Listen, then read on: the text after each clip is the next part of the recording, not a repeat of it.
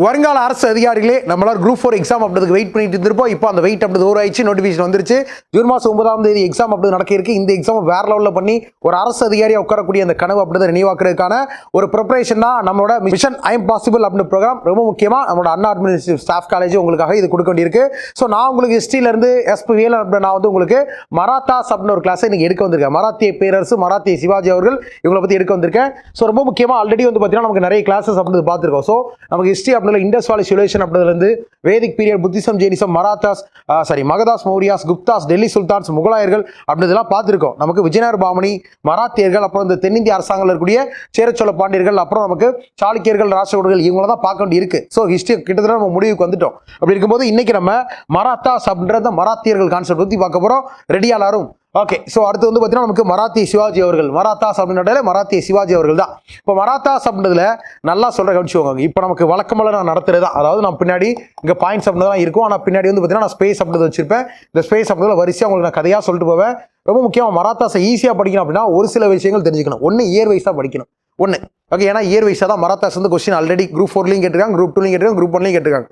ஒன்று. ரெண்டாவது ஒரு 8 கான்செப்ட் இருக்குப்பா, அதாவது 3 ஊர் பேர், ஒரு 5 நபர்கள் பேர். ஓகே, மராத்திய சிவாஜி தொடர்புடைய 3 ஊர்கள் பேர், மராத்திய சிவாஜிக்கு எதிராளிகளாக இருந்த ஒரு 5 பேர் பேர். இந்த 8 விஷயங்களை பற்றி பார்த்துட்டோம் அப்படின்னா மராத்தாஸ் கான்செப்ட் வந்து வேற எதுவுமே கொஸ்டின் கேட்க மாட்டாங்க, அது மட்டும் தான் கேட்பாங்க.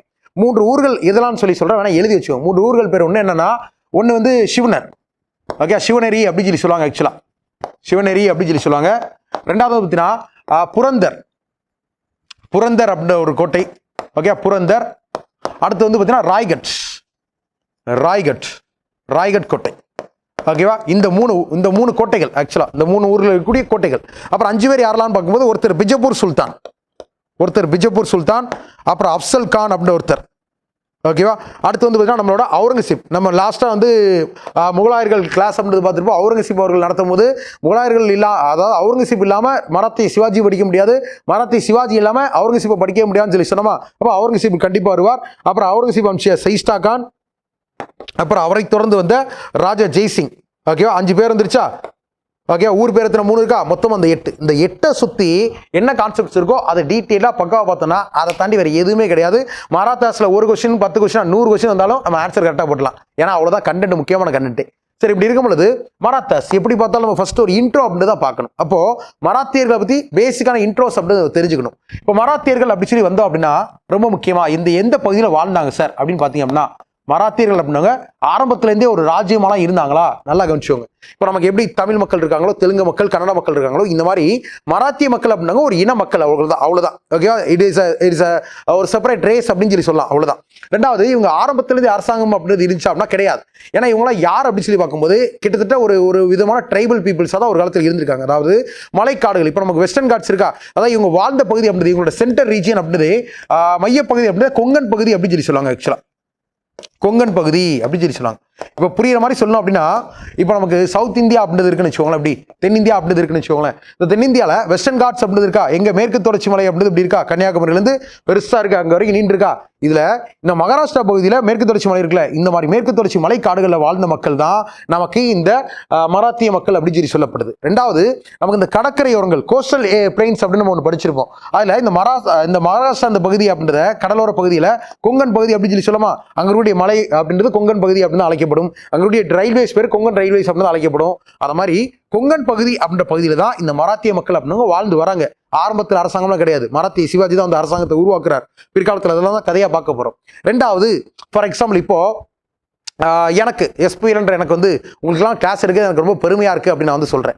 அது மாதிரி உங்களுக்கு சார் என்னை பற்றி நானே ஒன்று பெருமையாக நினச்சிப்பேன் சார் அப்படின்னு எதுவும் இருக்குது அப்படின்னா அதை வீடியோ கீழே கமெண்ட் செக்ஷன் அப்படின்னா உங்களை பற்றி நீங்களே பெருமையாக நினைக்கக்கூடிய விஷயங்கள் எதுவும் உங்களுக்கு குட் குவாலிட்டிஸ் அப்படின்றது இருந்துச்சு அப்படின்னா கீழே கமெண்ட் செக்ஷன் அப்படின்னா கமெண்ட் அப்படின்றது பண்ணுங்க, நான் ரிப்ளை அப்படின்றது கொடுக்குறேன். சரியா? இப்போ மராத்தியர்களுக்கு அந்த மாதிரி ஒரு கான்செப்ட் ஏன் அப்படி கேட்குறோம்னா, மராத்தியர்களுக்கு தங்களைத்தானே பெருமையாக சொல்லக்கூடிய ஒரு விஷயம் ஒன்று இருக்குது. என்ன சார் பெருமையாக பேசுவாங்க அப்படின்னா, எவ்வளோ கோட்டைகள், அதாவது எத்தனை ஃபோர்ட்ஸ், எத்தனை கோட்டைகள் அப்படின்றத நம்ம கைப்பற்றி அதை நம்ம கீழே அதிகாரத்தில் வச்சிருக்கோம், எத்தனை கோட்டைகள் நம்ம நிர்வகிக்கிறோம் அப்படின்றத வச்சுதான் தங்களை பெருமையாக நினைச்சுப்பாங்க. இப்போ ஃபார் எக்ஸாம்பிள் ஒரு மராத்தியை வந்து 100 வச்சிருக்காரு, ஒருத்தர் 200 வச்சிருக்காரு. அப்போ அந்த 200க்கு தான் ஒரு நல்ல மரியாதை அப்படின்னு இருக்கு. அப்போ அந்த மாதிரி கோட்டைகளை கைப்பற்றுவது அப்படின்றது தான் அவங்களுக்கு பெருமைக்குரிய செயல்கள் அப்படின்னு சொல்லிட்டு மராத்தியர்கள் தங்களை கருதி இருந்தாங்க. ஃபுல்லாமே வந்து பார்த்தீங்கன்னா நமக்கு மலைக்காடுகள், அதாவது வெஸ்டர்ன் காட்ஸ், அதாவது கொங்கன் பகுதியில் கூடிய மேற்கு தொடர்ச்சி மலை காடுகளில் வாழ்ந்த மக்கள் தான் இந்த மராத்திய மக்கள். பிற்காலத்தில் அரசாங்கத்தை மராத்திய சிவாஜி ஒரு வீரன் மாவீரன் உருவாக்குறார். இந்த மாதிரி நிறைய கான்செப்ட் அப்படின்றது இருக்கு. ரெண்டாவது, இந்த மராத்தியர் ஆட்சி காலம் அப்படின்னு வரும்பொழுது இந்த மராத்தியர்கள் என்ன மாதிரியான போர் யுக்தி அப்படின்றத பயன்படுத்துறாங்க, என்ன மாதிரியான வார் டாக்டிக்ஸ் அப்படின்னு சொல்லுவாங்க. என்ன மாதிரி போர் யுக்தி அப்படின்னா நமக்கு கொரில்லா வார்ஃபேர் அப்படின்னு சொல்லுவாங்க.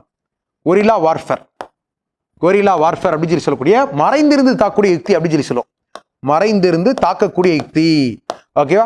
மறைந்திருந்து தாக்கக்கூடிய யுக்தி. ஆக்சுவலாக இதெல்லாம் யாரெல்லாம் ஃபேமஸாக ஃபாலோ பண்ண அப்படின்னா எனக்கு ரொம்ப பிடிச்சல. இப்போ உங்களுக்கு யாருக்காவது வீடியோ பார்க்கக்கூடியவங்களுக்குலாம் ஏதாவது வேர்ல்டுலையோ இல்லாட்டி இந்தியாவிலையோ இல்லை தமிழ்நாட்டிலையோ ஏதாவது பெரும் தலைவர்கள்லாம் பிடிக்கும் அப்படின்னா அவங்க பேர் என்ன அப்படின்றத மறக்காம கீழே கமெண்ட்ஸ்ல கமெண்ட் பண்ணுங்க. இப்போ நான் நிறைய புத்தகங்கள் வாசிக்கிறதுல எனக்கு ஒரு சிலர் ரொம்ப பிடிக்கும். ஆக்சுவலா அதில் பேசிக் ரொம்ப முக்கியமான ஒரு பர்சன் சொன்னா ஃபிடல் காஸ்ட்ரோ அப்படின்ற சொல்லணும். ஓகே, கியூபா நாட்டின் அதிபராக இருந்தவர், கியூபா நாட்டின் விடுதலைக்காக சண்டையிட்டவர், அவரோட சேர்ந்தா சேகுவாரா அப்படின்றலாம் சண்டையிட்டு இருப்பார். ஆக்சுவலா இந்த ஃபிடல் காஸ்ட்ரோ அப்படின்றவர் இந்த மாதிரி கொரில்லா வார்ஃபேர் தான் யூஸ் பண்ணிப்பாரு. ஏன்னா கொரில்லா வார்ஃபேர் அப்படின்றது மறைஞ்சிருந்தாக்கூடிய யுக்தி யார் பயன்படுத்தும் அப்படின்னு சொல்லி பார்த்தீங்க அப்படின்னா இப்போ ஒரு பெரிய படை அப்படின்னு இருக்கு, இந்த பெரிய படைக்கு எதிராக ஒரு சிறிய படை அப்படின்னு இருக்கு. அப்ப இந்த சிறிய படை இந்த பெரிய படையை தோக்கடிக்கிறதுக்கு என்ன பண்ணணும், அவங்க ஏதாவது போர் தந்திரங்கள் அப்படி யூஸ் பண்ணணும். அதாவது ஃபார் எக்ஸாம்பிள் இந்த பெரிய படை அங்க வந்து ஓடி வந்துட்டு இருக்கு, இந்த சின்ன படை என்ன பண்ணுது, ஒரு பெரிய குழி தோண்டி வச்சிருக்கு. ஓகேவா?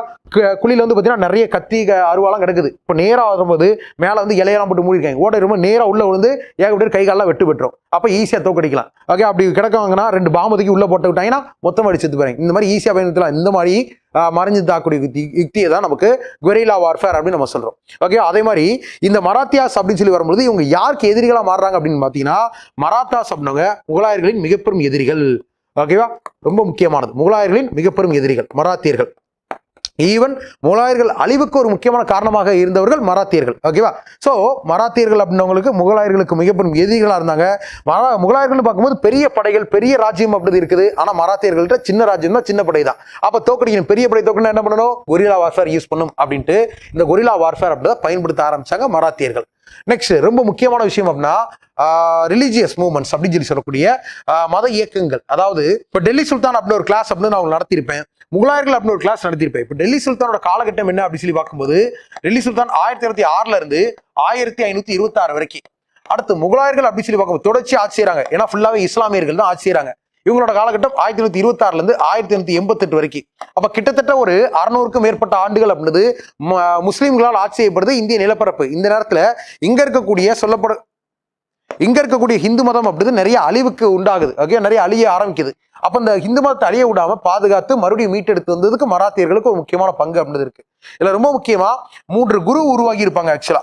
ஓகே, இதை வந்து காப்பாத்துறதுக்காக 3 குரு மராத்திய ஆட்சி காலத்துல உருவாகி இருப்பாங்க. ஒருத்தர் பேர் என்ன அப்படின்னா, ஒருத்தர் பேரு துக்காராம். ஒருத்தரோட பெயர் ரொம்ப முக்கியமான ஒரு நபர் துக்காராம். இன்னொருத்தரோட பேரு ராம்தாஸ். ஓகேவா? இன்னொருத்தர் பேரு ஏகநாதர். ஓகே, இந்த மாதிரி 3 குருமார்கள் அப்படின்னவங்களும் உருவாயிருப்பாங்க. இதுல ரொம்ப முக்கியமா ராம்தாஸ் அவர்கள் ரொம்ப முக்கியமா தேவை. ஓகே, ஏன் சார் ராம்தாஸ் அவர்கள் ரொம்ப முக்கியம்னா, இப்ப நம்ம மராத்தியர்கள் வந்துட்டால யாரை பத்தி தான் படிக்க போறோம், மராத்திய சிவாஜியை பத்தி தான் படிக்க போறோம். அந்த சிவாஜியின் ரிலீஜியஸ் குரு, மராத்திய சிவாஜியின் ரிலீஜியஸ் குரு, மத குரு யார் என்று கேட்டால் இந்த 3 பேர்ல ராமதாஸ் அவர்கள் தான் மராத்திய சிவாஜி அவர்களின் மத குருவாக இருந்திருக்கார். இந்த 3 குருவோட பேரும் அது இல்லாம ரொம்ப முக்கியம், ராமதாஸ் அவர்களின் பேரும் ரொம்ப ரொம்ப முக்கியம், ஞாபகம் வச்சுக்கோங்க. நெக்ஸ்ட் இதை பத்தி படிக்கணும் நமக்கு. ஸோ இப்போ பெருமையாக நினைக்கக்கூடிய கோட்டைகளை பெருமையாக நினைக்கக்கூடிய மராத்தியர்கள், ஆனால் அவங்க ஒரு காட்டில் வாழக்கூடிய ஒரு சாதாரண மக்களாக தான் இருக்காங்க. அரசாங்கங்கள்லாம் பெருசாக ஒன்றும் கிடையாது. இப்படி இருக்கும் பொழுது தான் நமக்கு மராத்திய சிவாஜி அப்படின்னு ஒருத்தர் பிறக்கிறார். மராத்திய சிவாஜி. ஓகே, ரொம்ப ரொம்ப முக்கியமா சத்ரபதி சிவாஜி அவர்கள் பிறக்கிறாங்க. ஒரு மாவீரனா பிறக்கும் பொழுதே ஒரு மாவீரனா பிறக்கிறார் மராத்திய சிவாஜி அவர்கள். அது எப்படா பிறக்கும் போதே மாவீரனா பிறக்க முடியும் அப்படிலாம் வந்து கேட்க கூடாது. ஓகேவா? அது அப்படிதான் கதை இருக்குது, அதனால அப்படி சொல்றேன். ஸோ மராத்திய சிவாஜி இப்போ பேசிக்கா பத்தி பார்க்கும்போது எந்த வருஷம் பிறக்கிறார் அப்படின்னா 1627 1627 வருஷம் பிறக்கிறார். எந்த ஊர்ல, சிவனர் அப்படின்னு ஒரு இடத்துல பிறக்கிறார். ஓகே, சிவனேரி அப்படின்னு ஒரு கோட்டையில பிறக்கிறார். நான் முதல்ல சொன்னா 3 கோட்டைகள் பேர் ரொம்ப முக்கியம். சிவனேரி ஒண்ணு முக்கியம்னா ஏன் முக்கியம், மராத்திய சிவாஜி பிறந்திருக்கிற அந்த ஊர்ல தான். அப்ப சிவனேரி அப்படின்றது முக்கியம். ஒண்ணு முடிஞ்சு போச்சு. அப்போ ஸோ ரொம்ப முக்கியமா இவரோட தந்தை, அதாவது பெற்றோர், அதாவது பேரண்ட்ஸோட பேர் அப்படின்னு சொல்லி பார்க்கும்போது இவரோட அப்பாவோட பேர் என்ன அப்படின்னா சாஜி போஸ்லே. ஓகே, சாஜின்னு வச்சுப்போம். ரெண்டாவது இந்த சாஜி போஸ்லே இருக்காருல்ல, அதாவது சிவாஜியோட தந்தை சாஜி போஸ்லே, இவர் என்னவா இருக்காரு அப்படின்னா he was a jagirdar of Pune. Jagirdar of Pune. Okay, Pune அப்படின்ற ஊர் இருக்குல்ல, அந்த பூனே அப்படின்ற ஊருக்கு ஜாகீர்தாரா வேலை செய்யறார். ஜாகீர்தார் அப்படின்னா என்ன சார் அப்படின்னா, ஜாகீர்தார் அப்படின்னா என்ன சார் அப்படின்னா, ஃபார் எக்ஸாம்பிள் ஓகேவா, இந்த பகுதிக்கு ஒரு அரசன், அதாவது இந்த பகுதியெல்லாம் ஒருத்தர் கீழே இருக்கும். இப்போ எப்படி சொல்றது, இப்போ தமிழ்நாடு இந்தியாவே வச்சுக்கோங்க, இந்தியாவுக்கே வந்து பார்த்தீங்கன்னா எஸ்பி தான் ராஜா. நான் என்ன பண்றேன், தமிழ்நாட்டை வந்து நீங்க பாத்துக்கோங்க, உங்க கையில நான் ஒவ்வொருத்தர் கையில கொடுக்குறேன், கர்நாடகா ஒருத்தர் கையில கொடுக்குறேன். அப்ப அந்த இடத்துல நீங்க பாத்துப்பீங்கல்ல, அந்த இடத்துல என்ன பண்ணுவீங்க, டாக்ஸ் அப்படின்றத வசூலிப்பீங்க, வரி அப்படின்றத வசூலிச்சு அரசனா கூடிய எனக்கு அனுப்புவீங்க. அது கான்செப்ட், அதே தான் ஜாகீர்தார். அப்ப கிட்டத்தட்ட ஒரு வரியை வசூலிச்சு அனுப்பக்கூடிய ஒரு ரெவன்யூ சம்பந்தப்பட்ட ஒரு போஸ்டிங் வச்சுக்கோங்க, ஜாகீர்தார் அப்படின்னு இருந்தார். ரெண்டாவது, இந்த பூனேன்ற பகுதி யார் கீழே சார் இருந்துச்சு, ஏன்னா அந்த இடத்துல மராத்தியர்கள் கிட்ட அரசாங்கமே கிடையாது. அப்ப யார் கீழே அது இருந்துச்சு அப்படின்னு சொல்லி பார்க்கும்போது பிஜப்பூர் சுல்தான். பிஜப்பூர் சுல்தான், பிஜப்பூர் சுல்தான். ஓகேவா, சோ பிஜப்பூர் அப்படின்ற ஒரு ராஜ்யம் இருந்துச்சு. பிஜப்பூர் அப்படின்னு ஒரு ராஜ்யம் இருந்துச்சு, பிஜப்பூர் சுல்தான். இந்த பிஜப்பூர் சுல்தான் அப்படின்றது இருக்கா, இது கீழே தான் இந்த பூனே அப்படின்ற பகுதி இருக்கு. அந்த பூனே பகுதிக்கு சாஜி அவர்கள் நமக்கு ஜாகீர்தாரா இருக்கார். ரொம்ப முக்கியம், சிவாஜி மாத்தி போட்டக்கூடாது, குடும்பத்துல பெரிய பிரச்சனை வந்துடும். ஓகே, சாஜி அவர்கள் நமக்கு வந்து ஜாகீர்தாரா இருக்கார். ரொம்ப ரொம்ப முக்கியமானது என்ன அப்படின்னா, சாஜி அவர்களுக்கு 2 மனைவிகள். ஓகேவா, ஒருத்தரோட பேர் என்ன அப்படின்னா, ஒருத்தங்க பேரு ஜீஜாபாய். ஜீஜாபாய் அந்த அம்மாவோட பேரு ஜீஜாபாய். ஓகேவா, இன்னொருத்தவங்களோட பேரு துக்காபாய். ஜீஜாபாய், துக்காபாய். ஜீஜாபாய், துக்காபாய் அப்படின்னு சொல்லிட்டு 2 மனைவிகள். இதுல ரொம்ப முக்கியமா, அப்ப சிவாஜி அவர்கள் யாரோட மகன் சார் அப்படின்னா, சாஜி அவர்களுக்கும் ஜீஜாபாய் அவர்களுக்கும் பிறந்த மகன் தான் நமக்கு மராத்திய சிவாஜி அவர்கள். ஓகே, நம்ம ஹீரோ சிவாஜி அவர்கள். ரெண்டாவது சார், அப்ப இவங்களுக்கும் மகன் அப்படின்னு பிறந்தாங்கன்னா அப்படின்னு சொல்லி பார்க்கும்போது, துக்காபாய் அவர்களுக்கும் சாஜி அவர்களுக்கும் ஒரு மகன் பிறக்கிறார். அவர் பேரு வெங்கோஜி. வெங்கோஜி அப்படிதான் அவருடைய பெயர். ஓகே, நோட் பண்ணி வச்சுக்கோங்க.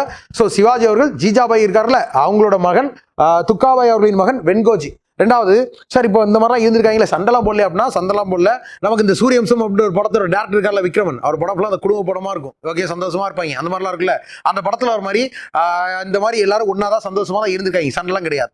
ஸோ சிவாஜி அவர்களுக்கு ஒரு தம்பி இருக்கார், வெங்கோஜி அவர்கள். வெங்கோஜி ஆனா துக்காபாய் அவர்களோட மகன். நல்லா ஞாபகம் வச்சுக்கோங்க, இது பேசிக்கான கான்செப்ட். இதெல்லாம் தாண்டி ஒருத்தரை பார்க்க வேண்டியிருக்கு, அதாவது பேரண்ட்ஸை தாண்டி முக்கியமான சிவாஜிக்கு ஒருத்தரை பார்க்க வேண்டியிருக்கு. அதுதான் சிவாஜி அவர்களின் கார்டியன்.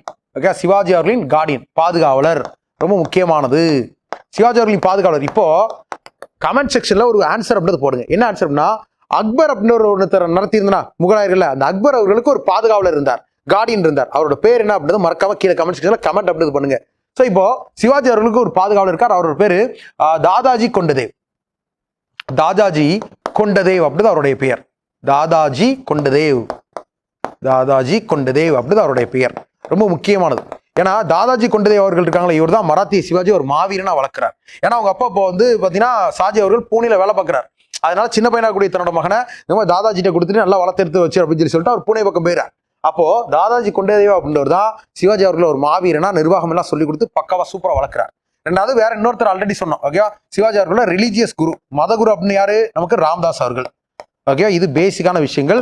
ஓகே, ஸோ பிறந்தது பேரண்ட்ஸ் யாரு, அவருக்கு யார் பாதுகாவலராக இருந்தா, மதகுரு யார் அப்படின்றது நம்ம டீட்டெயிலாக பார்த்துருக்கோம். இதுக்கடுத்து நம்ம நேரம் எங்கே போக வேண்டியதான், இனிமேல் ஃபுல்லாக கதையாக பார்க்க வேண்டியதான், வருஷம் இயர் வைஸாக பார்க்க வேண்டியதான். ஓகேவா, ஸோ ரொம்ப முக்கியமாக நம்ம கிளாஸ் நல்லா இருந்துச்சு அப்படின்னா என்ன பண்ணும், கமெண்ட் செக்ஷனில் நல்லா இருக்குன்னு போடணும், நல்லா இல்லைனாலும் நல்லா இருக்குன்னு தான் போடணும், ஞாபகம் வச்சுக்கணும். சரி, அடுத்தது இப்போ 1646 எடுத்துப்போம். 1246 இங்க இருந்தா நமக்கு ஸ்டோரி அப்படி ஸ்டார்ட் ஆகுது.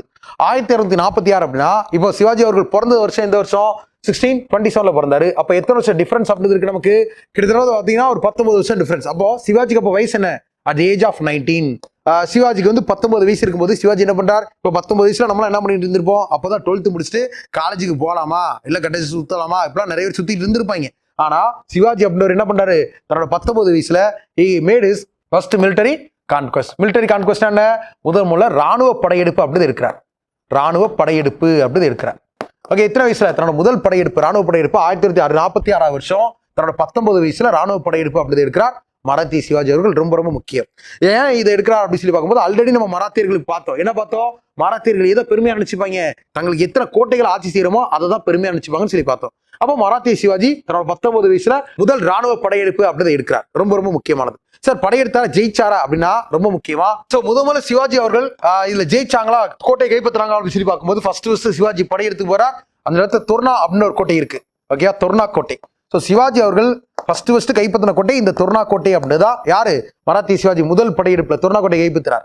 ரெண்டாவது அது மட்டும் இல்லாம அதே வருஷம் நமக்கு புரந்தர் அப்படின்ற ஒரு கோட்டை, ஓகேவா, புரந்தர் அப்படின்ற ஒரு கோட்டை, அப்புறம் ராய்கட் அப்படின்ற பகுதியோட கோட்டை, ராய்கட் இந்த பகுதி கோட்டை, இந்த மாதிரி கோட்டைகள் அப்படின்றதெல்லாம் கைப்பற்றுறார். இதுல ரொம்ப முக்கியமான ஒரு விஷயம் என்ன சார் அப்படின்னா, இந்த கோட்டைகள் எல்லாமே யாரோட கோட்டைகள் அப்படின்னா இதெல்லாம் பிஜப்பூர் சுல்தானோட கோட்டை, ஓகேவா. இப்போ பிஜப்பூர் சுல்தான் அப்படின்னு இந்த நியூஸ் போகுது. அவன் சும்மா இருப்பானா மனுஷன்? ஏன் சும்மா இருக்க மாட்டான் அப்படின்னா, இப்போ சிவாஜி தான் படையெடுத்து போயிருக்கார். எத்தனை வயசுல? 19 வயசுல படையெடுத்து போய் இந்த மாதிரி கோட்டைகள்லாம் கைப்பற்றிருக்கார். தோர்னா, புரந்தர், ராய்கட்லாம் எல்லாமே யாரோடது? பிஜப்பூர் சுல்தானோடது. ரெண்டாவது, சிவாஜிக்கு ஒரு தந்தை இருக்கார். அவரோட பேர் என்ன? சாஜி. சாஜி என்னவா இருக்காரு நமக்கு? சாஜி அப்படின்ற ஒரு ஜாகிர்தாரா இருக்காரு. எந்த ஊருக்கு? பூனேவுக்கு.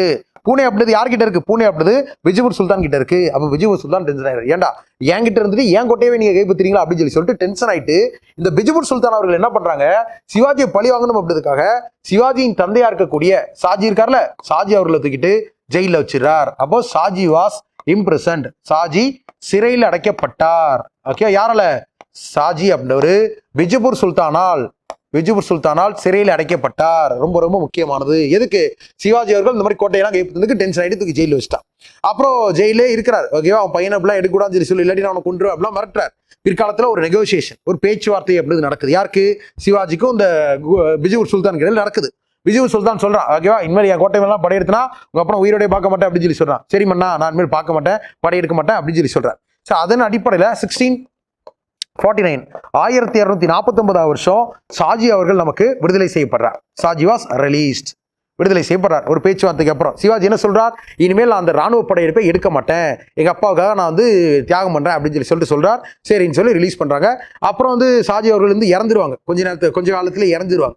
ஓகே, மரணம் அடைஞ்சிடுவார். அப்புறம் மரணம் அடைஞ்சதுக்கு அப்புறம் கிட்டத்தட்ட 1656 வருஷம் 1656 சிவாஜி என்ன பண்றார்? அகைன் மிலிட்டரி கான்குவெஸ்ட், மறுபடியும் படையெடுப்பு எடுக்கிறார்.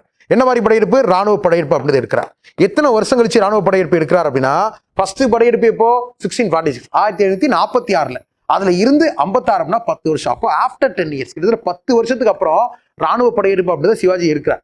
எடுத்து இப்போ எந்த கோட்டை கைப்பற்றுறார் அப்படின்னா, கேப்சர் ஜாவலி கோட்டை அப்படின்னு ஒரு கோட்டையை கைப்பற்றுறாரு மராத்திய சிவாஜி.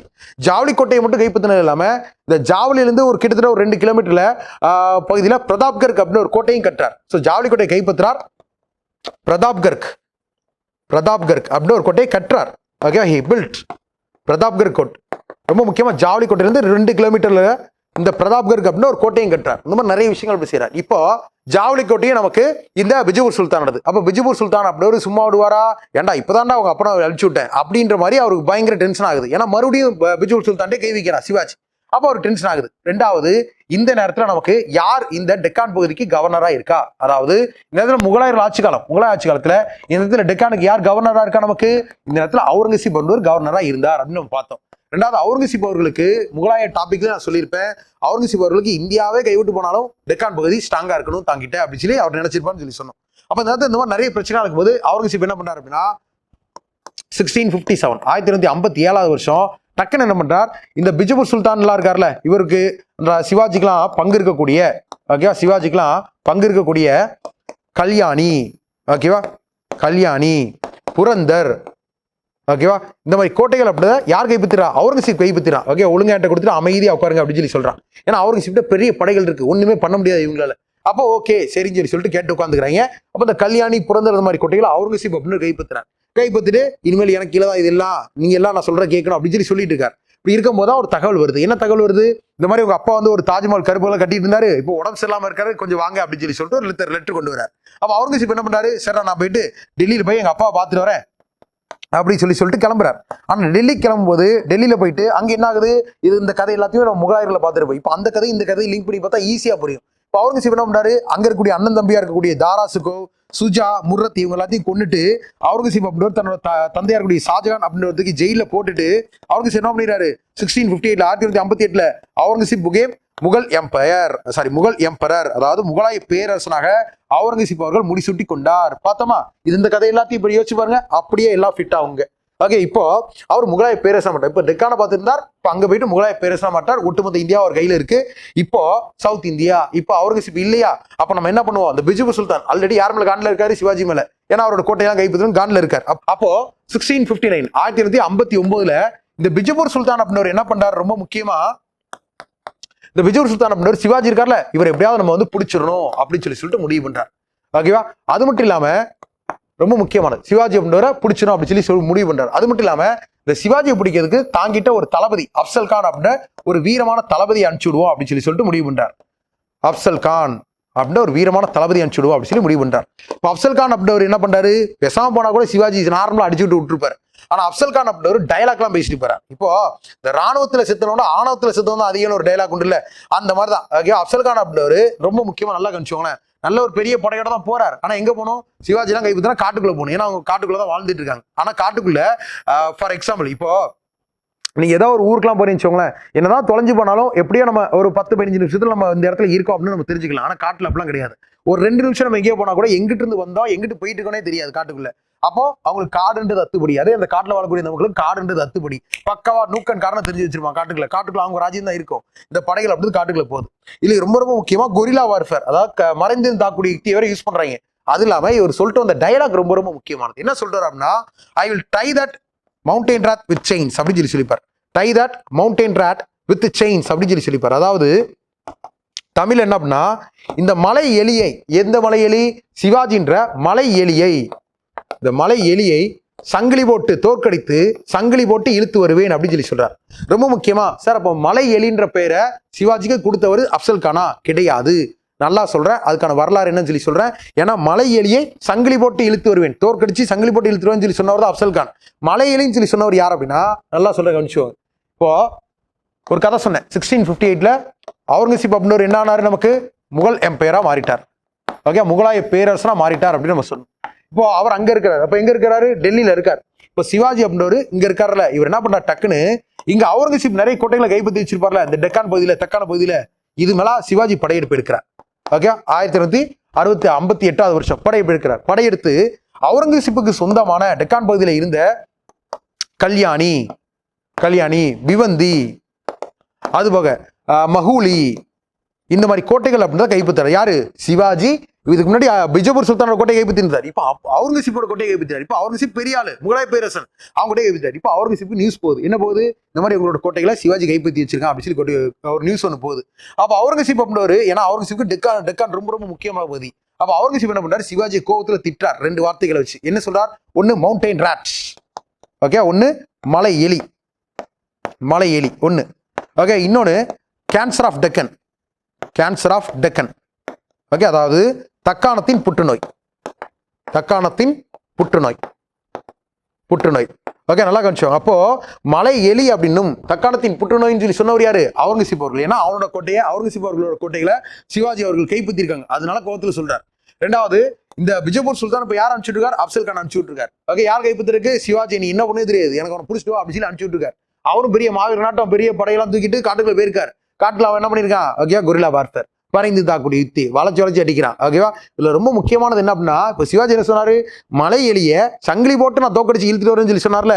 ஆனா சிவாஜி என்ன பண்றான், இவங்க படையெல்லாம் தோக்கடிச்சுட்டு ரொம்ப முக்கியமா புலி நகங்கள் அப்படின்னு சொல்லி சொல்லுவாங்க. ஆக்சுவலா இரும்புல செய்யப்பட்டிருக்கும். அந்த புலி நகங்கள் அப்படின்ற கையில மாட்டிக்கிட்டு இந்த அப்சல் கானை தோக்கடிச்சுட்டு உடம்பு என்ன பண்ணிருக்கான், கிழிச்சு எடுத்திருக்கான். அதாவது இந்த நல்ல இந்த புரோட்டா கடையில வந்து பாத்தீங்க அப்படின்னா, எங்க ஊரெல்லாம் திருநெல்வேலி சைட்லாம் அந்த புரோட்டா கடை வந்து பாத்தீங்கன்னா மோஸ்ட்லி எல்லா ஊர்லயுமே அப்படித்தான். அந்த புரோட்டா கல்ல இருந்து போட்டு எடுத்துட்டா சூப்பராக ஆக்சுவலா. அப்புறம் 2 அடி இப்படி 2 அடி இப்படி 2 அடி எடுத்துட்டு இப்படி காட்டுவாங்க. நல்ல கிழிஞ்ச நாராட்டம் தொங்கிட்டு இருக்குமா, அந்த மாதிரி அப்சல் கான் அப்படின்ற நல்ல ஒரு பரோட்டா போறார். பிற காலத்துல கிழிஞ்சு தொங்கின பரோட்டா வெளியில வர்றார். சோ அப்சல் கான் அப்படின்ற இங்க கொல்லப்படுறார். அதாவது பிடிக்க போன சிவாஜிக்கு பதிலா அப்சல் கான் அங்க டைட். ஓகே, அப்போ அப்சல் கான் டைடு, அப்சல் கான் மரணம் அடைந்தார். யார் கொண்டா, சிவாஜி அப்சல் கானை கொண்டார். அதாவது பிஜப்பூர் சுல்தான் சிவாஜி கைப்பற்றிற்கு அப்சல் கான் அனுப்பிச்சு விட்டார். ஆனா இங்க என்ன ஆயிடுச்சு, இந்த அப்சல் கானை சிவாஜி கொண்டுட்டார். இது கான்செப்ட். யாருக்கு டவுட்ஸ் இருக்கா, எதுவும் டவுட்ஸ் அப்படிது இருக்கா, நல்லா கிளாஸ் புரியுதா, பக்காவா இருக்குதா அப்படின்றத கீழே கமெண்ட்ஸ்ல கமெண்ட் அப்படிது கொடுங்க. நெக்ஸ்ட் அடுத்தது 1660. இப்போ எல்லாமே நம்ம இயர் வைஸா தான் பார்த்துட்டு இருக்கோம், ஈஸியா இருக்கும் இயர் வைஸ் பார்த்தா. நெக்ஸ்ட் 1660, 1660 வருஷம். 1660 வருஷம் அவுரங்கசீப் அப்படின்றவர் என்ன பண்றாரு, ஓகே, அவுரங்கசீப் வந்து ஆல்ரெடி டென்ஷன்ல இருக்காரா சிவாஜி மேல. ஏன், ஏன்னா சிவாஜி அவுரங்கசீப் கோட்டையை கைப்பற்றி வச்சிருக்கான். அப்ப அவுரங்கசீப் என்ன பண்றாரு, சைஸ்டா கான் அப்படின்னு ஒருத்தர் அனுப்பிச்சுடுறார்.